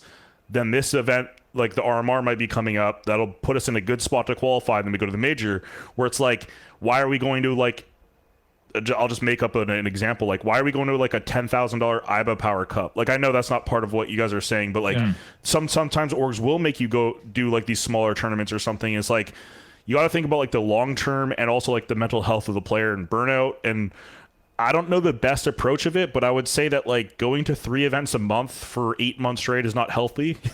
It's not beneficial to the scene, and it's not beneficial to the viewers, because you're not getting high quality CS, because those teams can't go home and fix anything. You have no time. Like it takes time to redo a map or go back to the drawing board or to fix a perma veto and make it a strong pick. Like these things don't happen overnight. So I think it's too much, but I also think that if the orgs and the teams are smart about it, they can make it work. Yeah. So like this is something that I've discussed previously about how the changes might be happening, because this is the thing. We don't have any clear indication from Valve exactly what's going to be happening in the future, right? Like we've only got some rumors and stuff to work with. But if more TOs are coming back and they're putting the kibosh on partner leagues, it makes me think that RMRs will go down the drain and qualification will happen through the events within the year. I've insinuated this before. I've heard this as well. And if you look at the calendar as it is now, literally, unless it is one of the tournaments that has been announced, which is very unlikely, highly unlikely, because the major would have been announced with it. Yes, exactly. Like there's very little chance that they'll somehow like decline a tournament to run, or decline it to organize it to run an event just because they want to put the RMR there. There's clear indication that the RMR is just not going to be, at least not what we've seen them to be up to this point. No, I'm with you there, Striker. I think that is a safe assumption. So where I wanted to take this was SEMPHIS. If it works in the way, and I guess it'll be different per team, but if you can attend a couple of events and do well enough and qualify for the major, do you think orgs will want to try and do what you're saying, still push them into every event, or just enough to qualify for the major? Because it's going to be a difficult balancing act. Yeah, I think it would depend on the org. I think some are just going to make them go to as many as possible. But I think the smart approach would be like, once you're qualified, then get like you'd probably want. What's that? No, nothing. I just, oh, my cat. You can go ahead. Sorry, I think like the smart approach would probably be to like try to qualify for the major as fast as possible. So like go to a lot of events at the start and see if you can qualify. Once you do, then maybe take your foot off the gas a little bit. And like we do have a player break and stuff in the year. And not to go on like a complete different direction, but I kind of hate how the majors often like happen like right after breaks. I think it would be better for everyone if they happen like it's end of the season now. From now on, okay. From this day forth, it will be end of the season. The majors will be the last event every time. Yeah. Okay, that's much better, because I always was frustrated with that. But yeah, I don't know. Like, what do you guys think about like the optimal thing? Because like if it's just based, like I don't know exactly how it would work. Yeah, because like, for me, the question becomes, when do teams get invited for an event? Yeah. I was it has to be a month before. It probably is more than that even. Like, and if you have to make a decision at least 2 months ahead of time, maybe you have to make a decision for 3 events in a row, that you're going to attend. And if you're not high enough in the rankings at that point, you're going to be much more pressure to attend all of them, and like if you get caught at a bad time in your form, and you are just constantly pressured to make up the ranking points because you don't have enough, to make it to the major, then you're just going to be pressured to attend everything, So and then I don't think rewarding the better teams. Exactly. They qualify earlier. I guess, which is why you're better. So that. Yeah, right. Exactly. Like I don't think that this is going to be a realistic issue for like top 10 teams in the world. No, because not top 10, but outside of the top 10. Yeah, exactly. But because those are the ones that are going to be safe enough, because they made a bunch of top 4s. They're gonna have a lot of points. They're going to be far enough in the ranking where they're going to be safe, they're going to feel safe enough, right? But yeah, if you're outside of that, if you don't have the good results, then like the further you are in a season, the more pressured you're going to be to accept all the invites. And sometimes it's also like about even getting invited to the tournaments, because now it is just about the ranking, you know? So if you don't have a high enough ranking, you're not even going to get the invite, and then that even cascades further. So the pressure is just going to get higher and higher, kind of. Obviously the worse you are, but also, you know, the more you are on the balance of whether you're going to make it to the major or not. Well, yeah, like even to your point, you know, even without the major, for example, like even this last year, we always felt, not that Nouns made us play in events, like they're pretty reasonable as an organization, but we always feel pressure to play as much cash cups and everything because there's points, right? Like there's PSL points and stuff. So like, even though it's not necessarily the major, like getting a direct qualification to like IEM Dallas or something, that's huge. Yeah. Especially for like a tier 2-ish team like we are, like that's super beneficial. You don't have to go and play Liquid and Complexity and stuff like that. You just get like a direct invite. So it's already kind of been happening that way, and I do agree. Like I think it puts a lot of pressure on. I'm more in favor of just having RMRs. Like you just have the qualify, just have the event, you qualify, you go. I personally. And then obviously that is beneficial for like generally underdogs or generally teams that don't get to play a lot, right? Because it just gives them that one shot instead of, you know, having to perform over a longer period of time. So that's like a balancing act of like how much of it do you want to be like based on a long-term period, and how much of it is just a qualifier, right? So, I mean, well, like even if you're a fan watching, like you and 4 of your buddies could decide, yo, we're gonna make the major, and you could grind for 6 months. Do everything in your power, and you could make it technically. Like it probably won't, but you know, like it's possible. Whereas like the point system, you're never making it ever. Like that's not gonna happen. That's what I'm a bit worried about. If like the RMRs go away, and if how do we keep it inclusive? Exactly. If the open part of it is just going to be about like the open part of it is just going to be about making it to the individual events, but it's going to depend on 15 individual events that you're going to, maybe not 15 or whatever, 10 individual events that are going to decide whether you're going to go to the major or not, then like you're only going to get so many chances to actually qualify for these events. And it's, let's say you only go through 2 or 3 of these qualifiers, that you have to really perform at one of those tournaments to go to a top 4, to get the ranking, to start getting the invites, you know, otherwise you just fall through the cracks. You're never going to make it to the major, because like it is really about long term, you know. So like that's what I'm concerned about a little bit, and I'm sure that that's something that Valve is putting a lot of thought into in terms of like how do we keep that factor in, because that's something that's always been the case with majors, you know, and that's something that I'm sure that they want to retain. That's also the reason why they're even making this move in the first place. They want the scene to be more inclusive. They want it to be more of a meritocracy rather than, you know, you are guaranteed everything just because, you know, you've been there for a long time, or you have the brand power, you know. It's going to be interesting because they have the rest of the year to work it out, right? This only needs to start taking place as they have another year next year to work it out when it actually starts. And well, yeah, they can in place. It is going to be it is going to be some trial and error for sure. I'm sure they're not going to get it right. People need to be patient. All right, as Prof mentioned, we're over by quite a bit now, 40 minutes. I don't want to keep everybody for too long. I'm sure there's plenty. Would have loved to talk about this more, and I think we will. So it just makes sense to talk about it. Probably make even a whole episode on it and just talk about it then. Yeah. And I think we could have even gone longer talking about stuff from the major as well, right? It's just trying to fit everything into what we've done. We didn't even talk about like actually all of the playoffs teams. Yeah. Like even Eternal Fire actually, you know, played pretty good. But it is what it is. Yeah. So we'll have to return to a few of these topics. I go to China on Friday. I'm home for literally 3 days to do some laundry and then leave again. So I don't think we could do an episode next week. I don't think I'll be able to do a podcast from China, unfortunately. But it'll have to be when I come back from there before Pro League. So let's wind this up. SEMPHIS, do you have any final thoughts? Any final wisdom you want to impart on the world? No I would say, you know, if you want help with being a healthier person, I'm going to just join the Nouns Discord and hop in the fitness channel. I'm gonna just be posting some videos and stuff. I'm literally doing this for lifestyle people, so don't think about it like a bodybuilder. Just think about it as like burgers, fries, French toast, chicken and rice, stuff like that. Ways that you can just eat healthy, be a gamer, because I think some people just lack knowledge. Other than that, support Nouns. And another thing that people might be interested in is we're going to be running an event for Cynic for mental health sometime in the next month or 2. So yeah, we're going to probably be doing like some sort of charity event. try to get as many like, you know, top teams to play in it as we can. And within NA, obviously we're not going to bring in over Euros. So like, you know, anyone that wants to help out, donate money, stuff like that, we'll be releasing a little bit more in the next month or so. And yeah, so I think that's a good cause. And yeah, so. Okay. Yeah. All right. Yeah, keep an eye out for that, everybody. I'm trying to work out how to find the nouns. I suck at Discord. I was trying to find the link right now. I can find it. If you've got it, whack it in TeamSpeak, and we can spam it in chat before we close things down. But yeah, okay. So, ladies and gentlemen, boys and girls, everybody who's joined us tonight, I understand. I'm sure a lot of you would have liked us to talk about your favorite team or your favorite player or your favorite storyline. Oh, there it is. Let me. Oh, yep. How do I make it so SEMPHIS can post links? Fucking Twitch boomer as well. There we go. So yeah, look, it's not always possible. I understand everybody would like us to. Someone put it in Twitch chat.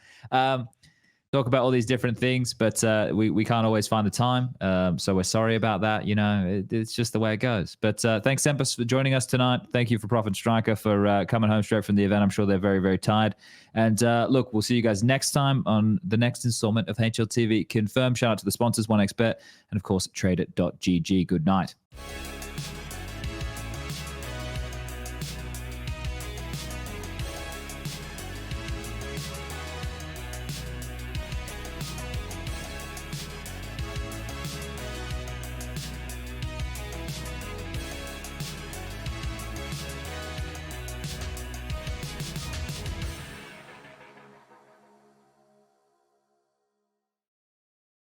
Are you tired of your boring old skins?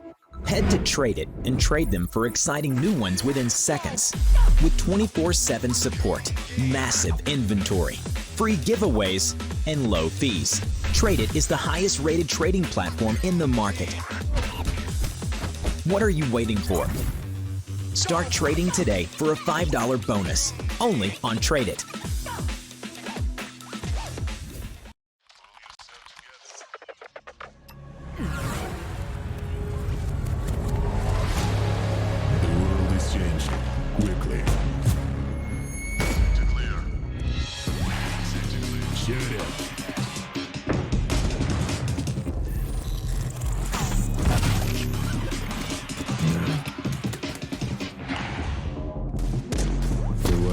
Changing, but one thing remains the same: victories with 1xBet.